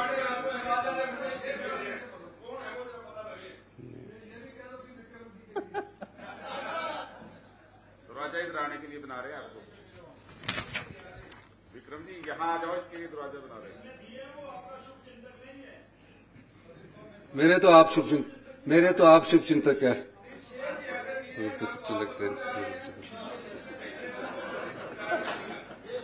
अच्छा सुनो नहीं, नगर निगम धर्मशाला, सोलन और शिमला नगर, मेरे तो शुभ चिंतक सबसे ज्यादा विपिन परमार जी है, सत्ती जी है, रणधीर जी है, विक्रम जी है, सब है। बीजेपी तो पुराने यूनिवर्सिटी के साथी है। नगर निगम धर्मशाला, सोलन और शिमला नगर परिषद नालागढ़ और परमाणु में इकोनॉमिकली वीकर सेक्शंस से संबंधित ऐसे व्यक्तियों को मकान आवंटित किए जाएंगे जिनकी वार्षिक आय 3 लाख रुपए से कम हो। पात्रता मानदंडों को पूरा करने वाले अनुसूचित जाति, अनुसूचित जनजाति, ओबीसी वर्ग तथा विधवाएं, निराश्रित महिलाएं, दिव्यांगों को प्राथमिकता दी जाएगी। अध्यक्ष महोदय, प्रदेश के ग्रामीण क्षेत्रों में जल जीवन मिशन तथा एनडीबी और एडीबी के माध्यम से विभिन्न परियोजनाओं के अंतर्गत पेयजल सुविधाएं प्रदान की जा रही है। 2024-25 में किन्नौर, चंबा और लाहौल व स्पीति में 29 करोड़ की लागत से 4 एंटीफीस पेयजल परियोजनाओं को पूरा करने का लक्ष्य रखा गया है। न्यू डेवलपमेंट बैंक के माध्यम से 24 तथा एशियन डेवलपमेंट बैंक के माध्यम से 186 पेयजल योजनाएं कार्यान्वयन के विभिन्न चरणों पर है तथा इन्हें तय समय सीमा के भीतर ही पूरा कर लिया जाएगा। इन दोनों के माध्यम से 20,663 परिवार पार्शली कवर्ड स्कीम से लाभान्वित होंगे तथा 69,282 परिवार functional house hold tap connection से लाभान्वित होंगे।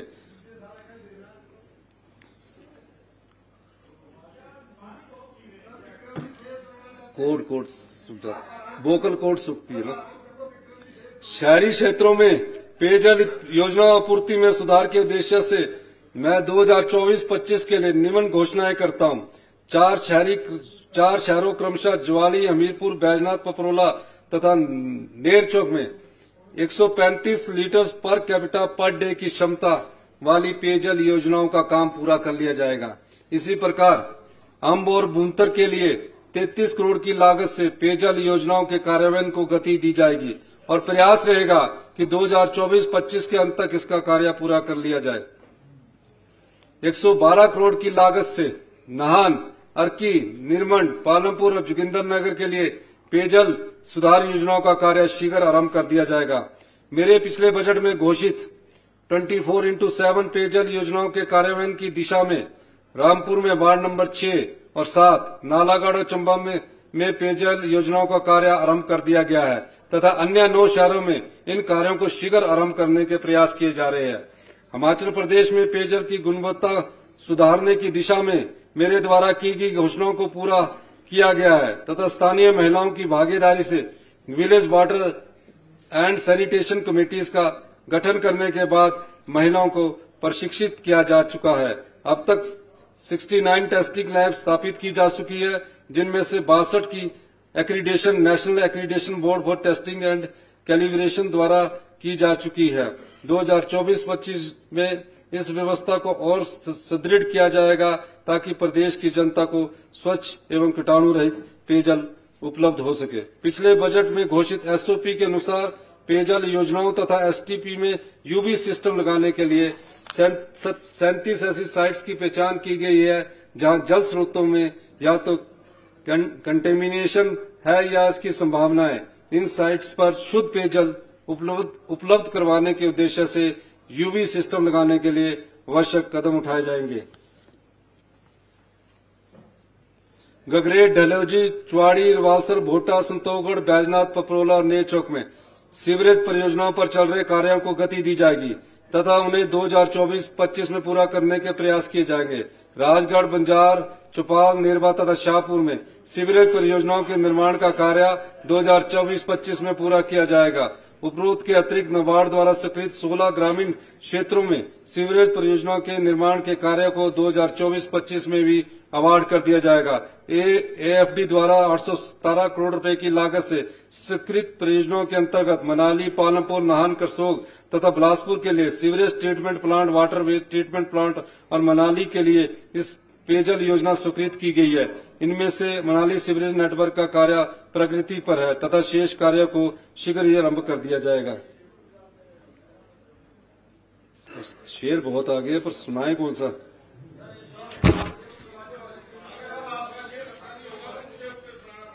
आप सुना देना।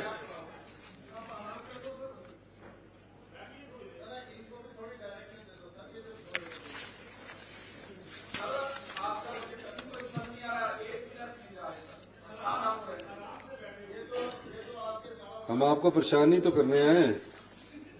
380 करोड़ रुपए की लागत से 14 सरफेस माइनर इरिगेशन स्कीम का कार्य विभिन्न चरणों में है।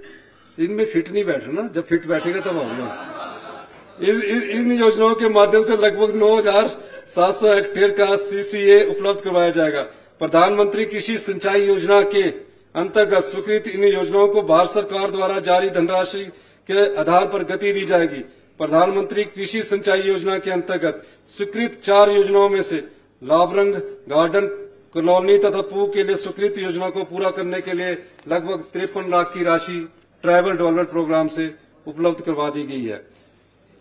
644 करोड़ रुपए की लागत से फिनांसिंग बहुउद्देशीय मध्यम सिंचाई परियोजना को सचिव department of water resources river development and Ganga rejuvenation की अध्यक्षता में हुई स्क्रीनिंग कमेटी की बैठक में प्रधानमंत्री कृषि सिंचाई योजना एक्सेलरेटेड इरिगेशन बेनिफिट प्रोग्राम के अंतर्गत फंडिंग के लिए अनुशंसित किया गया है। इसके निर्माण से 4,025 हेक्टेयरों का सीसीए उपलब्ध होगा तथा इसके साथ ही 1.88 मेगावाट जल विद्युत उत्पादन होगा। इस परियोजना पर राज्य सरकार द्वारा अपने संसाधनों से लगभग 290 करोड़ रुपए का व्यय किया जा चुका है।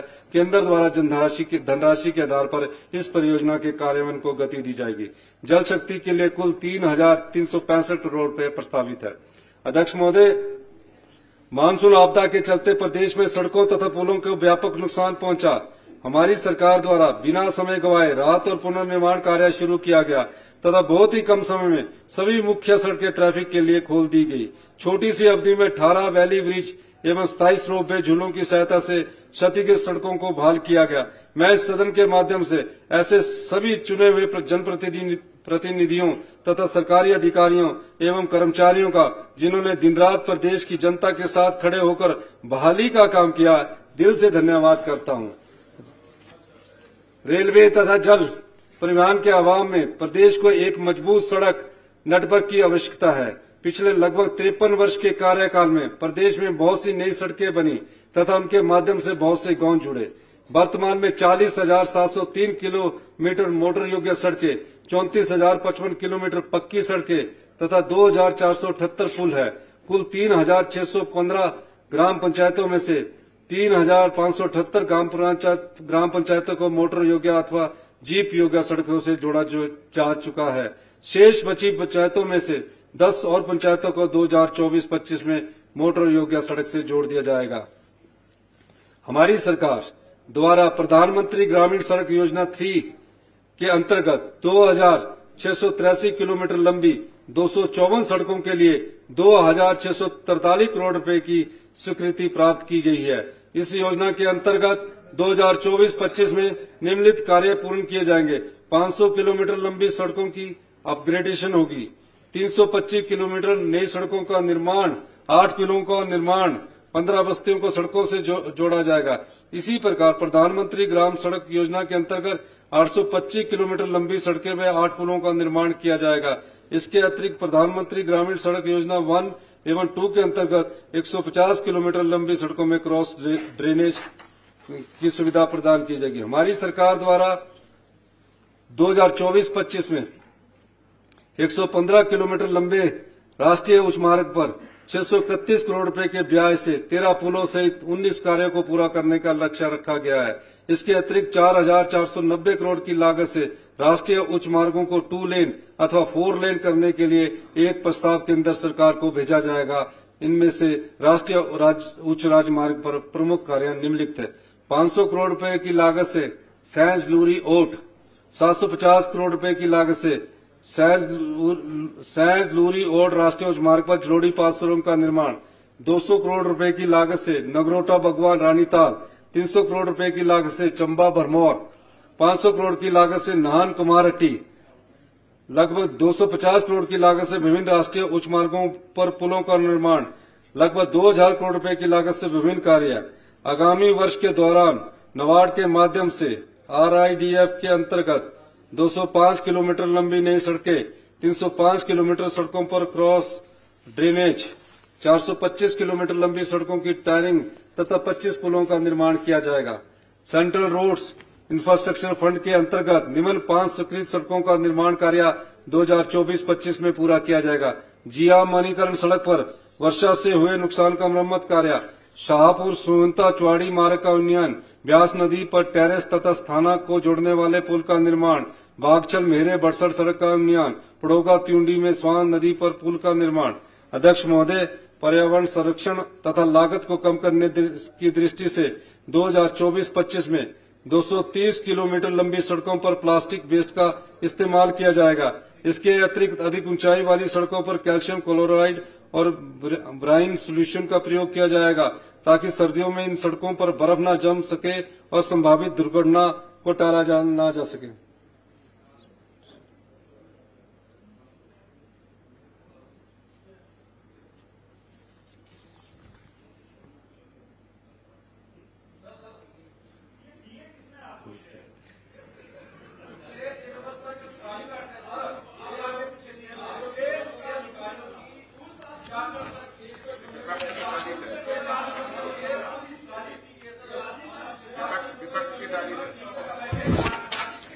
ये आ गया आपके लेख से।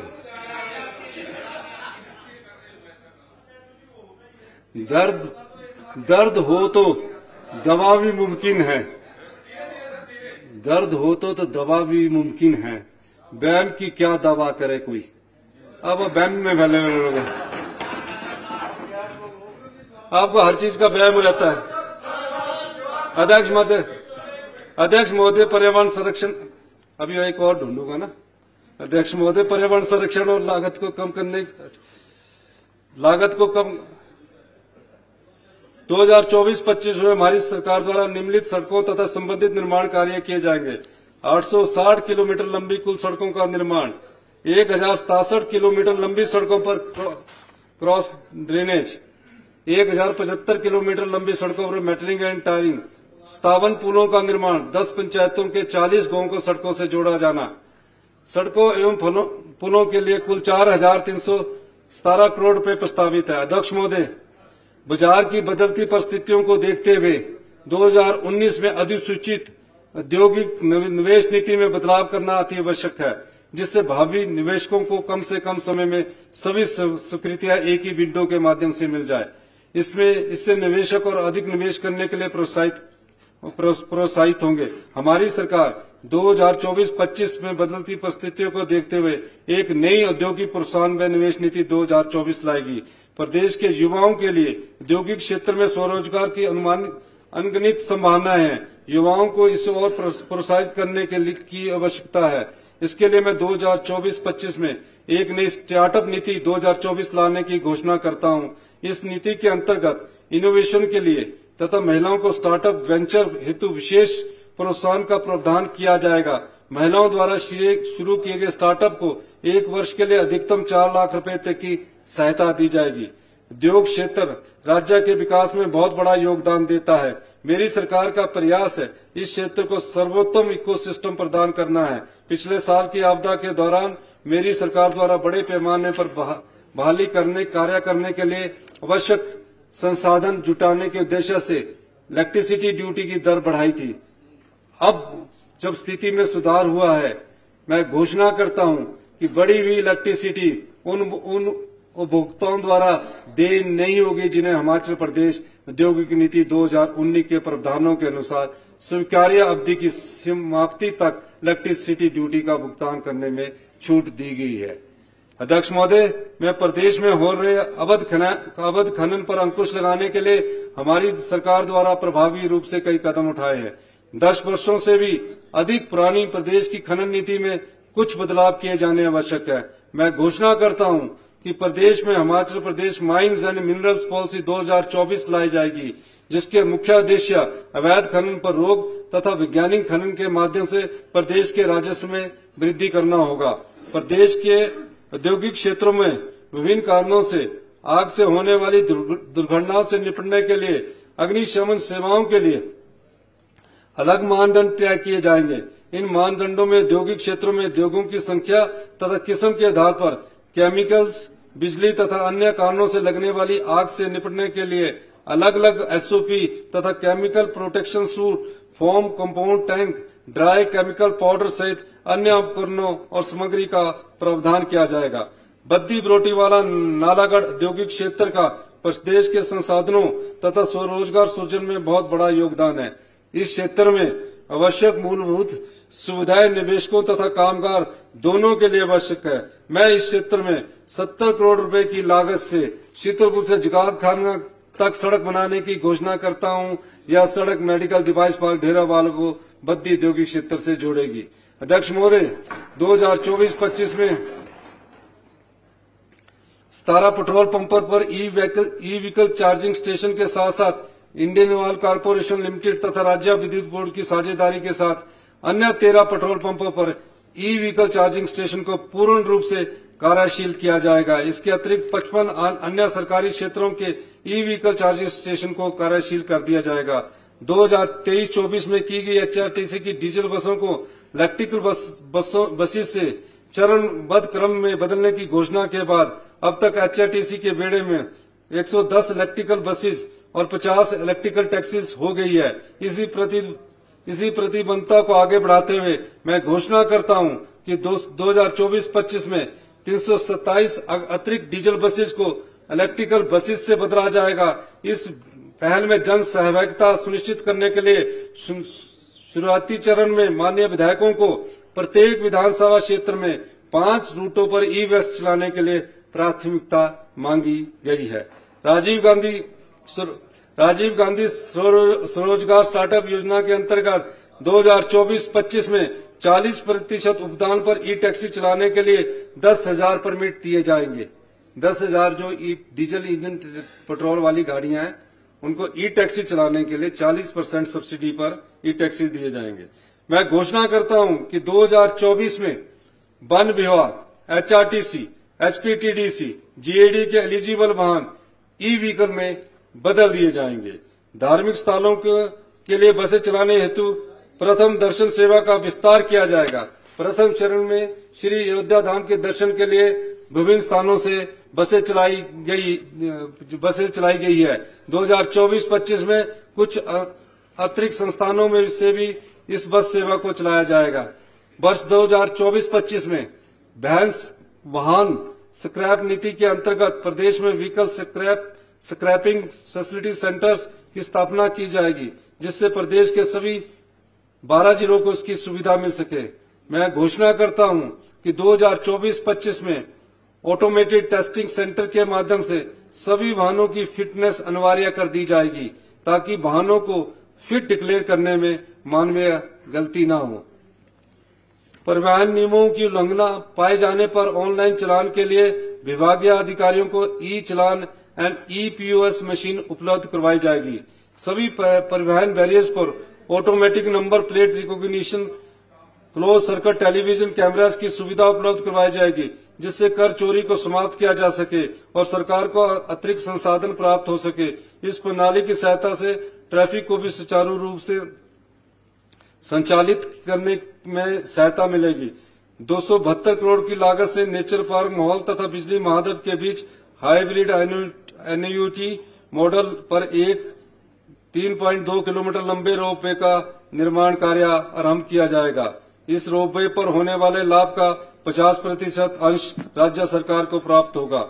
लगभग 54 करोड़ की लागत से निर्मित किए जा रहे बगलामुखी रोपवे को हाल ही में आई आपदा के कारण भारी नुकसान हुआ था, जिसके कारण इसकी स्टेबलाइजेशन के लिए 5 करोड़ रुपए से अधिक की राशि व्यय की गई है।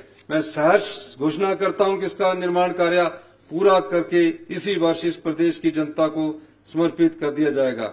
हमारी सरकार प्रदेश के लोगों तथा पर्यटकों की सुविधा के लिए कालका से परमाणु तक की ब्रॉडगेज रेल लाइन बिछाने के लिए भारत सरकार से अनुरोध करेगी। इसके साथ ही जेजो से पोलियो तक की रेल लाइन बिछाने के लिए भी भारत सरकार से अनुरोध किया जाएगा। इसके बिछने से प्रदेश में बन रहे बल्क ड्रग फर्मा पार्क तक रेल यातायात की सुविधा उपलब्ध हो जाएगी। 2024-25 में इन दोनों रेल लाइनों के सर्वे पर लगभग 10 करोड़ रुपए व्यय होने का अनुमान है। अध्यक्ष महोदय, प्रदेश में इको टूरिज्म को बढ़ावा देने के उद्देश्य से 93 इको टूरिज्म साइट्स को मैनेजमेंट एंड ऑपरेशन के लिए चरणबद्ध तरीके से आउटसोर्स किया जाएगा। प्रथम चरण में 13 इको टूरिज्म साइट्स को आउटसोर्स करने के लिए आरएफपी को अंतिम रूप दे दिया गया है तथा 2024-25 में इन सभी साइट्स को आउटसोर्स कर दिया जाएगा। हमारी सरकार द्वारा की गई पहल के बाद माननीय सर्वोच्च न्यायालय द्वारा वर्किंग प्लान्स के आधार पर खैर की सिल्वी कल्चर फैलिंग की अनुमति प्रदान की गई है। इससे न केवल स्थानीय लोगों की आय में वृद्धि होगी बल्कि उनको खैर के पेड़ काटने के बाद और अधिक पेड़ लगाने की प्रेरणा भी मिलेगी। 2024-25 में 10 फॉरेस्ट डिवीजनों में लगभग 13,000 खैर के पेड़ काटने की योजना तैयार की गई है। इससे प्रदेश के राजस्व में भी वृद्धि होगी। माननीय न्यायालय के इस निर्णय से प्रेरित होकर हमारी सरकार चील के पेड़ काटने की अनुमति के लिए भी याचिका दायर करेगी, जिससे अतिरिक्त राजस्व प्राप्त होने के साथ साथ इकोसिस्टम सर्विसेज की गुणवत्ता भी होगी। हरित हिमाचल की दिशा में एक कदम आगे बढ़ाते हुए उपनगरीय और शहरी क्षेत्रों में green Himachal biodiversity park, nature park, river side park स्थापित किए जाएंगे। इन पार्कों को इको फ्रेंडली मटेरियल्स के उपयोग से डिजाइन और विकसित किया जाएगा। इस हस्तक्षेप के माध्यम से मक्स साइट को भी बहाल किया जाएगा।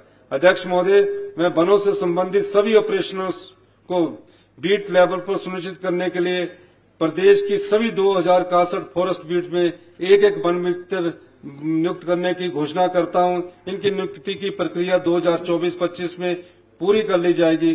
कम्युनिटीज की सहायता से वनों के प्रबंधन में इन वन मित्रों की अहम भूमिका होगी। इसी के साथ में 2024-25 में वन विभाग में फॉरेस्ट गार्ड्स के 100 रिक्त पदों को भरने की भी घोषणा करता हूं। वन विभाग के कुल 834 करोड़ रुपए प्रस्तावित है। अध्यक्ष महोदय, प्रदेश के ग्रामीण क्षेत्रों के समग्र विकास तथा उसे ग्रीन बनाने के लिए मैं मुख्यमंत्री हरित विकास छात्रवृत्ति योजना आरंभ करने की घोषणा करता हूं। इस योजना के अंतर्गत अगले 4 वर्षों में प्रत्येक विधानसभा चुनाव क्षेत्र में 2 गांव चयनित किए जाएंगे तथा राज्य के साइंस पोस्ट ग्रेजुएट तथा इंजीनियरिंग ग्रेजुएट्स को उन गांवों में जलवायु परिवर्तन और पर्यावरण संरक्षण पर अनुसंधान के लिए 2 साल तक छात्रवृत्ति दी जाएगी।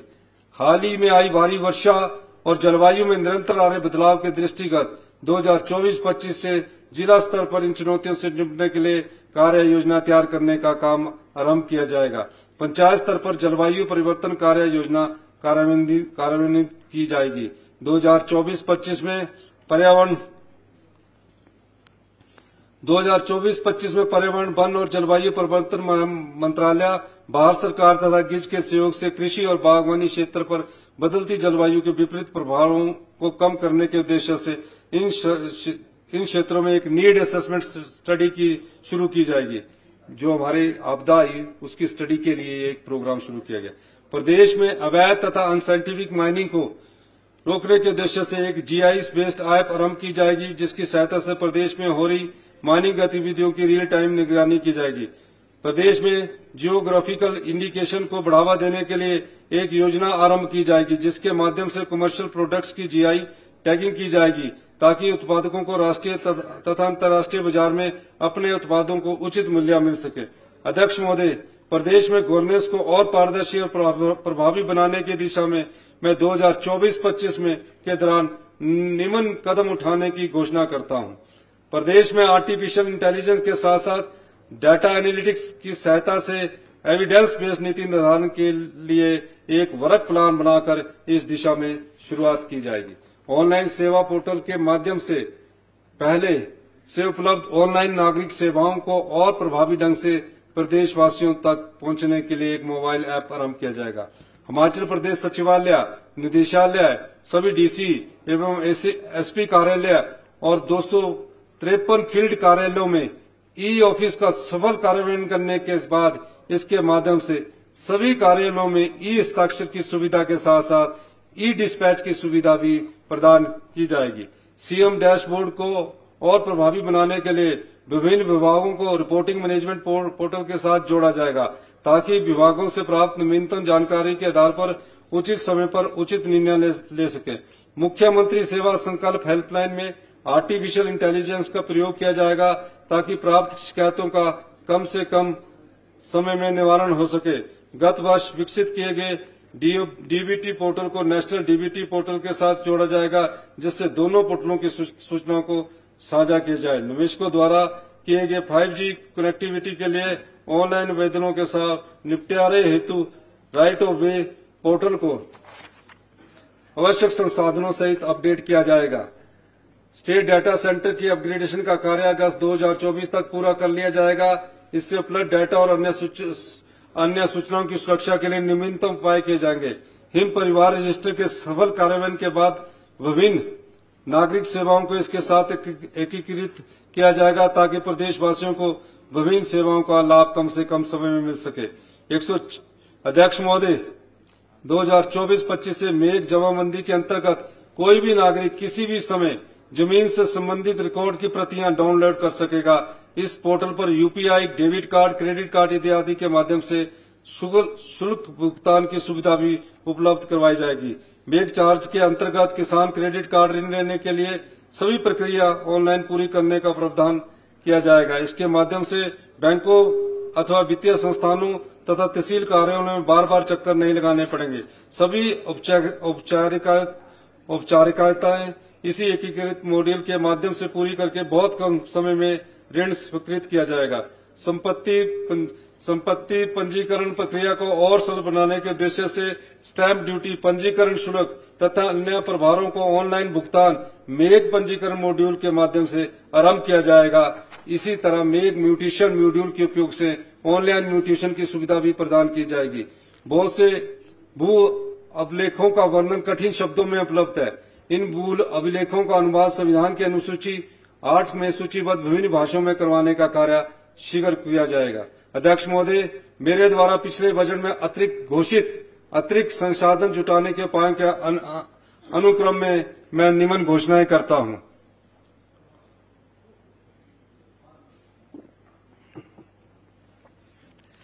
करदाताओं की सुविधाओं के लिए वैट तथा अन्य करों के भुगतान के लिए 2024-25 में एक मोबाइल ऐप की शुरुआत की जाएगी। इस ऐप के माध्यम से करदाता ऑनलाइन कर भुगतान कर सकेंगे। प्रदेश में स्थित महत्वपूर्ण औद्योगिक एवं व्यापारिक केंद्रों पर विभिन्न करदाताओं से फीडबैक लेने तथा उन्हें पेश आ रही समस्याओं की जानकारी लेने के उद्देश्य से करदाता संवाद अभियान आरंभ किया जाएगा। इससे प्रदेश की कर एवं आबकारी प्रणाली को और सरल तथा पारदर्शी बनाने में सहायता मिलेगी। अध्यक्ष महोदय, 2024-25 में 50 करोड़ की लागत से शहरी क्षेत्रों में स्थित पुलिस स्टेशनों के प्रांगण तथा अथवा स्टेशन के आसपास उसमें कार्यरत पुलिस स्टाफ के लिए आवासीय सुविधा प्रदान करने के निम्न कार्य किए जाएंगे। अध्यक्ष महोदय, पिछले बहुत समय से पुलिस कर्मियों की डाइट मनी में कोई वृद्धि नहीं की गई है। मैं पुलिस कर्मियों की वर्तमान में दी जा रही 210 रुपए की डाइट मनी को लगभग 5 गुना बढ़ाकर 1000 रुपया करने की सहर्ष घोषणा करता हूं। इस प्रकार पुलिस कर्मियों को लगभग 9000 से अधिक प्रतिवर्ष लाभ होगा।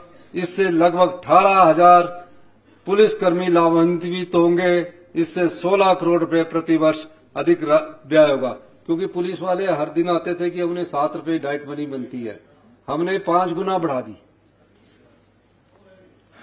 अगले 5 वर्षों में प्रदेश की 1% जनता को सिविल डिफेंस स्कीम के अंतर्गत लाया जाएगा। यह पहल प्राकृतिक आपदा की स्थिति में आपदा राहत कार्यों में बहुत सहायक सिद्ध होगी।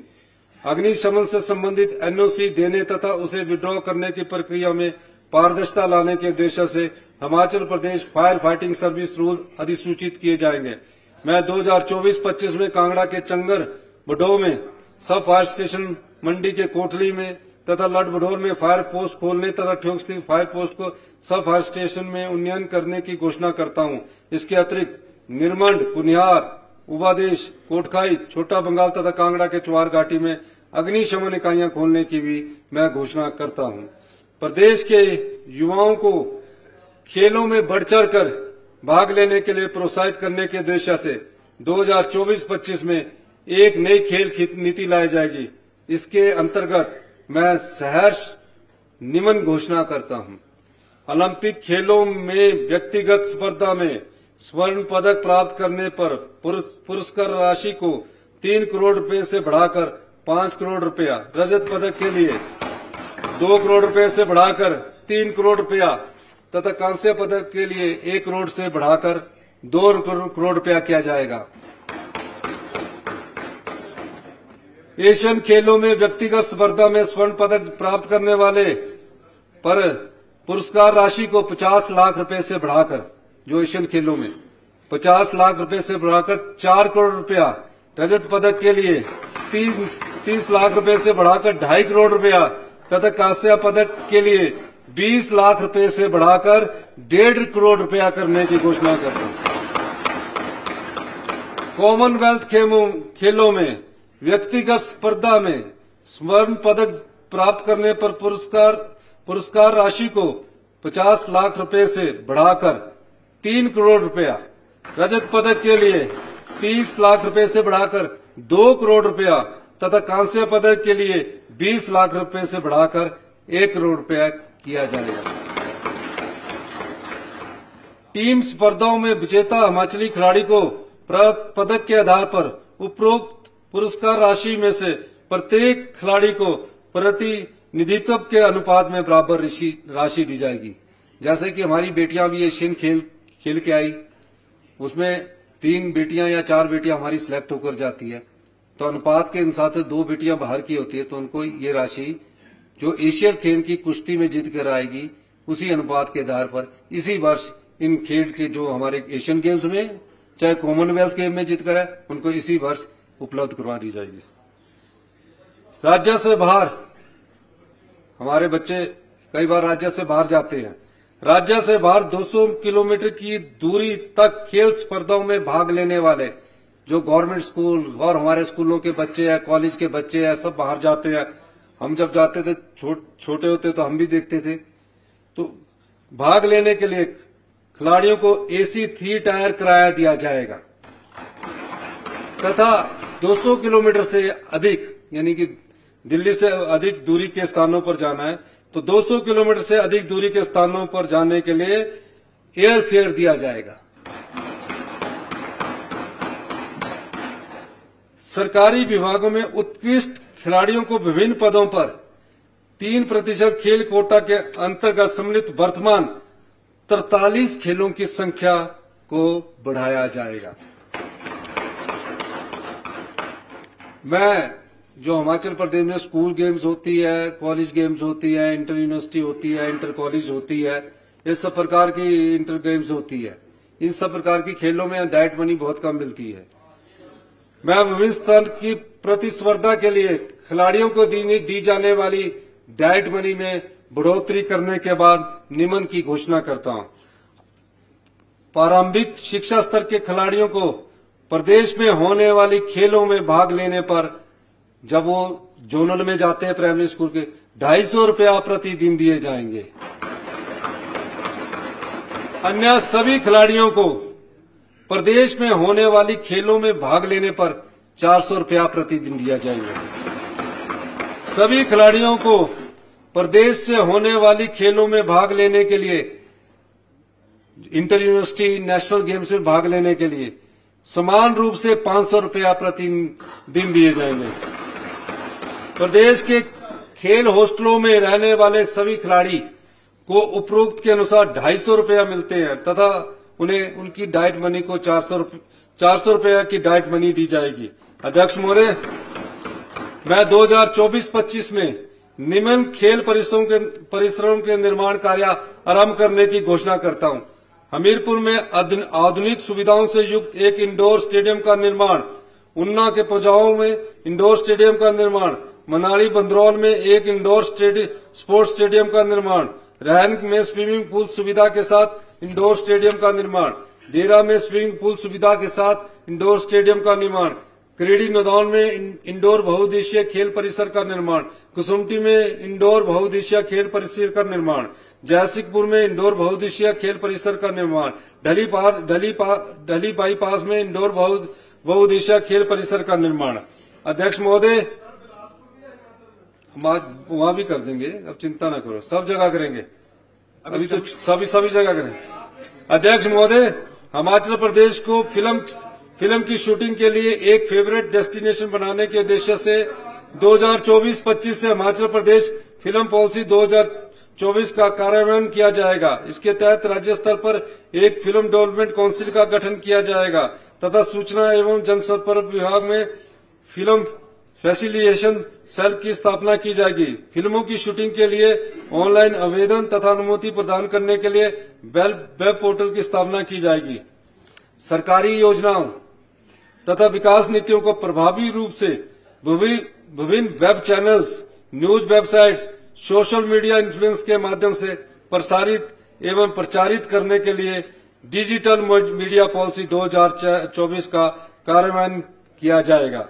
सरकारी कार्यक्रमों तथा कार्यकलापों से संबंधित सूचना को हिम सूचना कोष डाटा ऐप के माध्यम से संकलित किया जाएगा, जिसकी की प्रकाशन के लिए तथा प्रेस में देने योग्य सूचना को तुरंत ही प्राप्त करके प्रेस नोट अथवा लेख प्रिंट किया जा सके। अध्यक्ष महोदय,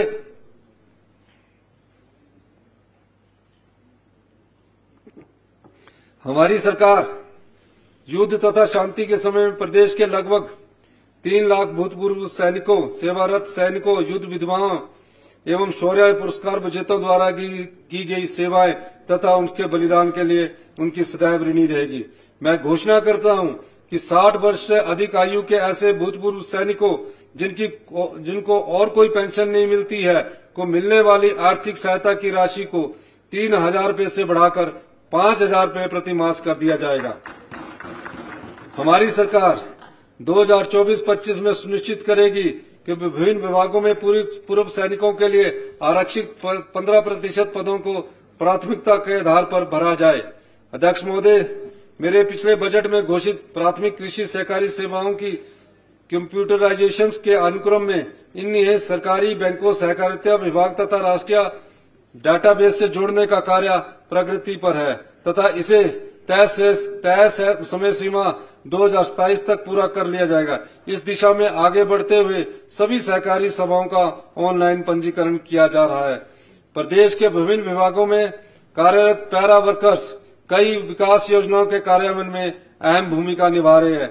इन सभी के मानदेय की वृद्धि के लिए मैं निम्नलिखित घोषणाएं करता हूं। आंगनवाड़ी कार्यकर्ता को 500 रुपए की बढ़ोतरी के साथ अब 10,000 रुपया मासिक मानदेय मिलेगा। मिनी आंगनवाड़ी कार्यकर्ता को 400 रुपए की बढ़ोतरी के साथ अब 7,000 रुपया मिलेंगे। आंगनवाड़ी सहायिका को प्रति माह 300 रुपए की बढ़ोतरी के साथ अब 5500 रुपया प्रति माह मानदेय मिलेगा। आशा वर्कर को 300 रुपए की बढ़ोतरी के साथ 5500 रुपए प्रति माह मानदेय मिलेगा। सिलाई अध्यापकों के मानदेय में 500 रुपए बढ़ोतरी की जाएगी। मिड डे मील वर्कर्स को 500 रुपए बढ़ोतरी के साथ 4500 रुपए प्रति माह मिलेंगे। वाटर कैरियर शिक्षा विभाग को 600 रुपए बढ़ोतरी के साथ 5,000 रुपया प्रति माह मिलेंगे। जल रक्षक को 300 रुपए बढ़ोतरी के साथ 5300 रुपए प्रति माह मिलेंगे। जल शक्ति विभाग के मल्टीपर्पज वर्कर्स को 600 रुपए बढ़ोतरी के साथ 5,000 रुपया प्रति माह मिलेंगे। पैराफीटर तथा पंप ऑपरेटर को 300 रुपए बढ़ोतरी के साथ 63 रुपए प्रति माह मिलेंगे। पंचायत चौकीदार को 1,000 रुपए की बढ़ोतरी के साथ 8,000 रुपए प्रति माह मिलेंगे। राजस्व चौकीदार को 300 रुपए बढ़ोतरी के साथ 5800 रुपया प्रति माह मिलेगा। राजस्व नंबरदार को 500 रुपए बढ़ोतरी के साथ 4200 रुपए प्रति माह मिलेंगे। एसएमसी अध्यापकों के मानदेय में 1900 रुपए प्रति माह बढ़ोतरी की जाएगी। आईटी टीचर को 1900 रुपए प्रति माह बढ़ोतरी की जाएगी। एसपीओस को 500 रुपए प्रति माह बढ़ोतरी की जाएगी। प्रत्येक वर्ष की भांति माननीय विधायकों के साथ हुई बैठकों के दौरान सामने आए सुझावों के आधार पर मैं निम्न घोषणाएं करता हूं। पानी पी लेता हूं।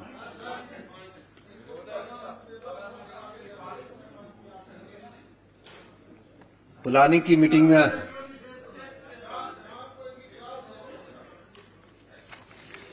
शेयर सेट नहीं बैठ रहे इस बीच में ना।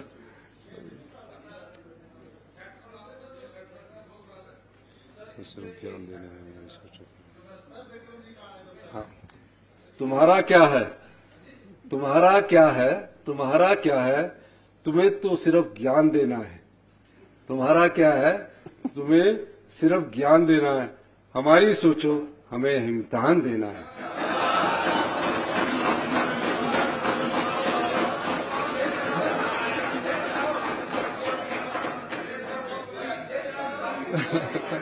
ये सही आ गया।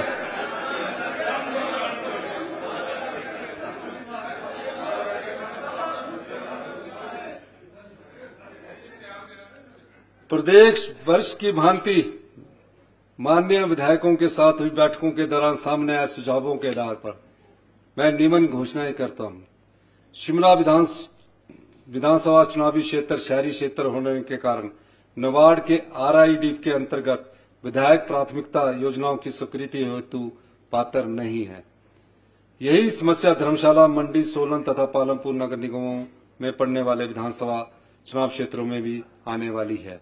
मैं इन पांचों शहरी विधानसभा चुनाव क्षेत्रों के लिए नेशनल हाउसिंग बैंक के माध्यम से अर्बन इंफ्रास्ट्रक्चर डेवलपमेंट फंड के अंतर्गत इन शहरी क्षेत्रों की विधायक प्राथमिकता योजनाओं को स्वीकृत करने की घोषणा करता हूं। मतलब जो नगर निगम के दायरे में शिमला में तो काफी सालों से कोई इंफ्रास्ट्रक्चर के प्रोजेक्ट का पैसा नहीं मिलता था, पर 4 और नगर निगम बन गए, उनके दायरा भी उस इंफ्रास्ट्रक्चर के दायरे में नहीं आते थे। तो हम उनकी जो इंफ्रास्ट्रक्चर जो हमें नबार्ड के तहत मिलता है वो हम अपने उससे शिमला शहर को भी दिलाएं। हमारी सरकार के व्यवस्था परिवर्तन के संकल्प, हमारी सरकार के व्यवस्था परिवर्तन के संकल्प के अनुक्रम में मैं वित्तीय वर्ष 2024-25 से विधायक प्राथमिकताओं के स्वरूप में भी परिवर्तन करने की घोषणा करता हूं। अब माननीय विधायकों द्वारा सड़कों, पुलों, पेयजल योजनाएं अथवा लघु सिंचाई योजनाओं की 3 वास्तविक नई स्कीमों की प्राथमिकताएं दी जाएगी। इसके अतिरिक्त उपरोक्त में से एक प्राथमिकता किसी भी पूर्व निर्मित स्कीम के रखरखाव से संबंधित दी जा सकेगी। 5वीं प्राथमिकता HRTC के वर्तमान रूट पर इलेक्ट्रिकल बस चलाने तथा आवश्यक चार्जिंग स्टेशन से संबंधित होगी। ओवरहेड बिजली की तारों तथा अधूरे मुख्यमंत्री लोक भवनों का निर्माण कार्य पूरा करने के लिए विधायक क्षेत्र विकास निधि योजना के अंतर्गत प्रावधान कर दिया गया है। इसके अतिरिक्त मुख्यमंत्री आवास योजना के दिशा निर्देश के अनुरूप यदि माननीय विधायक किसी भी श्रेणी के लाभार्थी के आवास बनाने के लिए अनुशंसा करना चाहे तो वह इस निधि से कर पाएंगे।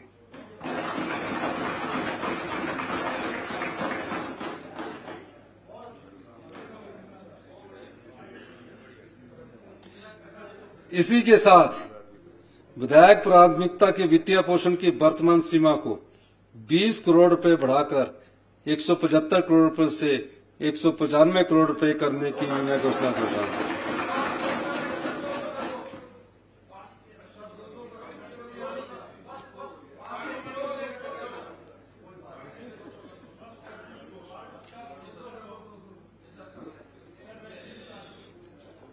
प्रदेश को हरित विकास के रास्ते पर आगे बढ़ाने के लिए 20 करोड़ रुपए की बड़ी हुई राशि में से प्राथमिकताएं इलेक्ट्रिकल बसें चलाने तथा चार्जिंग स्टेशन से संबंधित होगी। विधायक इच्छा निधि को 13 लाख रुपए से कम कर मैं खत्म करने की घोषणा करती।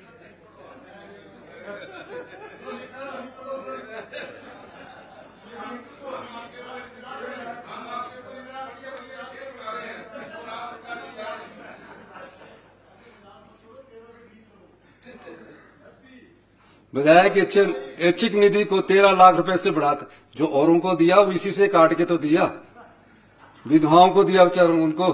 विधायक ऐच्छिक निधि को 13 लाख रुपए से बढ़ाकर 14 लाख रुपए प्रति विधानसभा क्षेत्र कर दिया जाएगा।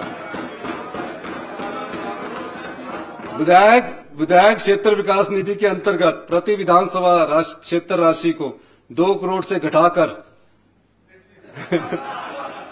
अच्छा नहीं, गलत पड़ रही है, 2 करोड़ 10 लाख रुपए से बढ़ाकर 2 करोड़ 20 लाख रुपए कर दिया जाएगा।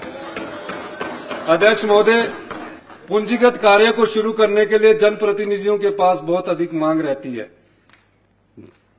पूंजीगत कार्य को शुरू करने के लिए जनप्रतिनिधियों के पास बहुत अधिक मांग रहती है, जो कि उपलब्ध वित्तीय संसाधनों से कहीं अधिक है। इस प्रक्रिया में हर साल नए कार्य शुरू होते हैं, जबकि पहले से चल रहे कार्य संसाधनों की कमी के कारण रुक जाते हैं। सभी निर्वाचित प्रतिनिधियों से मेरी इस बात से सहमत होंगे कि चल रहे अधूरे कार्यों को प्राथमिकता देने की जरूरत है। मैं घोषणा कर रहा हूं कि चल रहे कार्यों को पूरा करने के लिए 2024-25 में कम से कम 1000 करोड़ रुपया खर्च किया जाएगा और उन कार्यों पर जोर दिया जाएगा जो पूरा होने के करीब है। राज्य के इतिहास में यह पहली बार हुआ है कि चल रहे कार्यों को पूरा करने को महत्व दिया जाएगा। कोई 1 करोड़ रुपए से फंसा, कोई 50 लाख रुपए से फंसा है, 4 साल से बिल्डिंगें बनी है, कोई 2 करोड़ 5 करोड़ रुपए के से फंसा है। अध्यक्ष महोदय, हमारी सरकार प्रदेश के विकास में सरकारी कर्मचारी और पेंशनर्स की महत्वपूर्ण योगदान को समझती है। उनके बढ़े हुए वेतन के एरियर्स के भुगतान के लिए हमारी सरकार संवेदनशील है। कर्मचारी व पेंशनर्स बहनों और भाइयों को भी वर्तमान सरकार को पुरानी सरकार से मिली विकट वित्तीय स्थिति की जानकारी है। जितने भी सरकारी कर्मचारी है, रोज रहते हैं, अधिकारी है, पेंशन भोगी है, हिमाचल की आर्थिक स्थिति की उनको जानकारी है। दशकों से हिमाचल सरकार पंजाब सरकार के वेतनमानों का अनुसरण करती आई है। अभी तक पंजाब सरकार द्वारा अपने कर्मचारी और पेंशनर्स के एरियर का भुगतान नहीं किया गया है। कठिन वित्तीय स्थिति के बावजूद मैं निम्नलिखित घोषणा करता हूं। सभी कर्मचारी और पेंशनर्स के वेतन तथा पेंशन से संबंधित एरियर्स का भुगतान चरणबद्ध ढंग से 1 मार्च 2024 से शुरू कर दिया जाएगा। 1 जनवरी 2016 से 31 दिसंबर 2021 के बीच रिटायर हुए कर्मचारियों की लीव, एनकैशमेंट एंड ग्रेच्युटी से संबंधित एरियर्स का भुगतान चरणबद्ध ढंग से 1 मार्च, जो 10 दिन बाद खत्म हो रहा है, 2024 से शुरू कर दिया जाएगा। मैं यह भी घोषणा करता हूं कि 1 अप्रैल 2024 से 4% की दर से महंगाई भत्ते की किस्त जारी कर दी जाएगी। इस पर लगभग 580 करोड़ रुपए प्रति वर्ष व्यय किए जाएंगे। प्रदेश के कर्मचारी अभी तक अपने सेवा काल के अंत में केवल एक बार all India leave travel concession LTC ले सकते थे। मतलब 30 साल नौकरी कर ली, 25 साल नौकरी कर ली, 40 साल नौकरी कर ली, एक ही बार LTC की सुविधा मिलती थी। मुझे यह घोषणा करते हुए प्रसन्नता हो रही है कि 1 अप्रैल 2024 के बाद प्रदेश के कर्मचारी अपने सेवा काल में कम से कम 2 बार LTC की सुविधा ले पाएंगे। दिहाड़ीदारों को 25 रुपए बढ़ोतरी के साथ 400 रुपया प्रतिदिन दिहाड़ी मिलेगी। आउटसोर्स कर्मचारियों को अब न्यूनतम 12,000 रुपए प्रति माह मिलेंगे। पंचायत वेटरनरी असिस्टेंट को मिलने वाले 7,000 रुपए प्रति माह को बढ़ाकर 7,500 रुपया किया जाएगा। हमारी सरकार का दृढ़ विश्वास है कि कर्मचारियों के सहयोग से प्रदेश की वित्तीय स्थिति में शीघ्र ही सुधार लाया जाएगा। ये हमारे जो हमने राजस्व प्राप्त किया है उसको बांटा है। 1 साल में जो व्यवस्था परिवर्तन किया उसके हिसाब से हम ये जो हमें अधिक राजस्व आया वो हम कर्मचारी, प्रदेश की किसान, महिलाओं, युवाओं सबको बांट रहे हैं। अध्यक्ष महोदय, अब मैं 2023-24 के संशोधित अनुमानों पर आता हूं। वर्ष 2023-24 के संशोधित अनुमानों के अनुसार कुल राजस्व प्राप्तियां 40,446 करोड़ रुपए है। 2023-24 के संशोधित अनुमानों के अनुसार कुल राजस्व व्यय 45,946 करोड़ रुपए रहने का अनुमान है। 2023-24 के संशोधित अनुमानों के अनुसार 5,480 करोड़ रुपए का राजस्व डेफिसिट अनुमानित है। अध्यक्ष महोदय, मैं वर्ष 2024-25 के लिए 58,444 करोड़ रुपए का बजट प्रस्तुत कर रहा हूं। वर्ष 2024-25 में राजस्व प्राप्तियां 42,153 करोड़ रहने का अनुमान है तथा कुल राजस्व व्यय 46,667 करोड़ रुपए अनुमानित है। इस प्रकार कुल राजस्व घाटा 4,514 करोड़ रुपए अनुमानित है। राजकीय कोषीय घाटा 10,784 करोड़ रुपया अनुमानित है, जो कि प्रदेश के सकल घरेलू उत्पाद का 4.75% है। 2024-25 के बजट के अनुसार प्रति 100 रुपये व्यय में से वेतन पर 25 रुपये, पेंशन पर 17 रुपये, ब्याज अदायगी पर 11 रुपये, ऋण अदायगी पर 9 रुपये, स्वायत्त संस्थानों के लिए ग्रांट पर 10 रुपये, जबकि शेष 28 रुपये पूंजीगत कार्यों सहित अन्य गतिविधियों पर व्यय किए जाएंगे।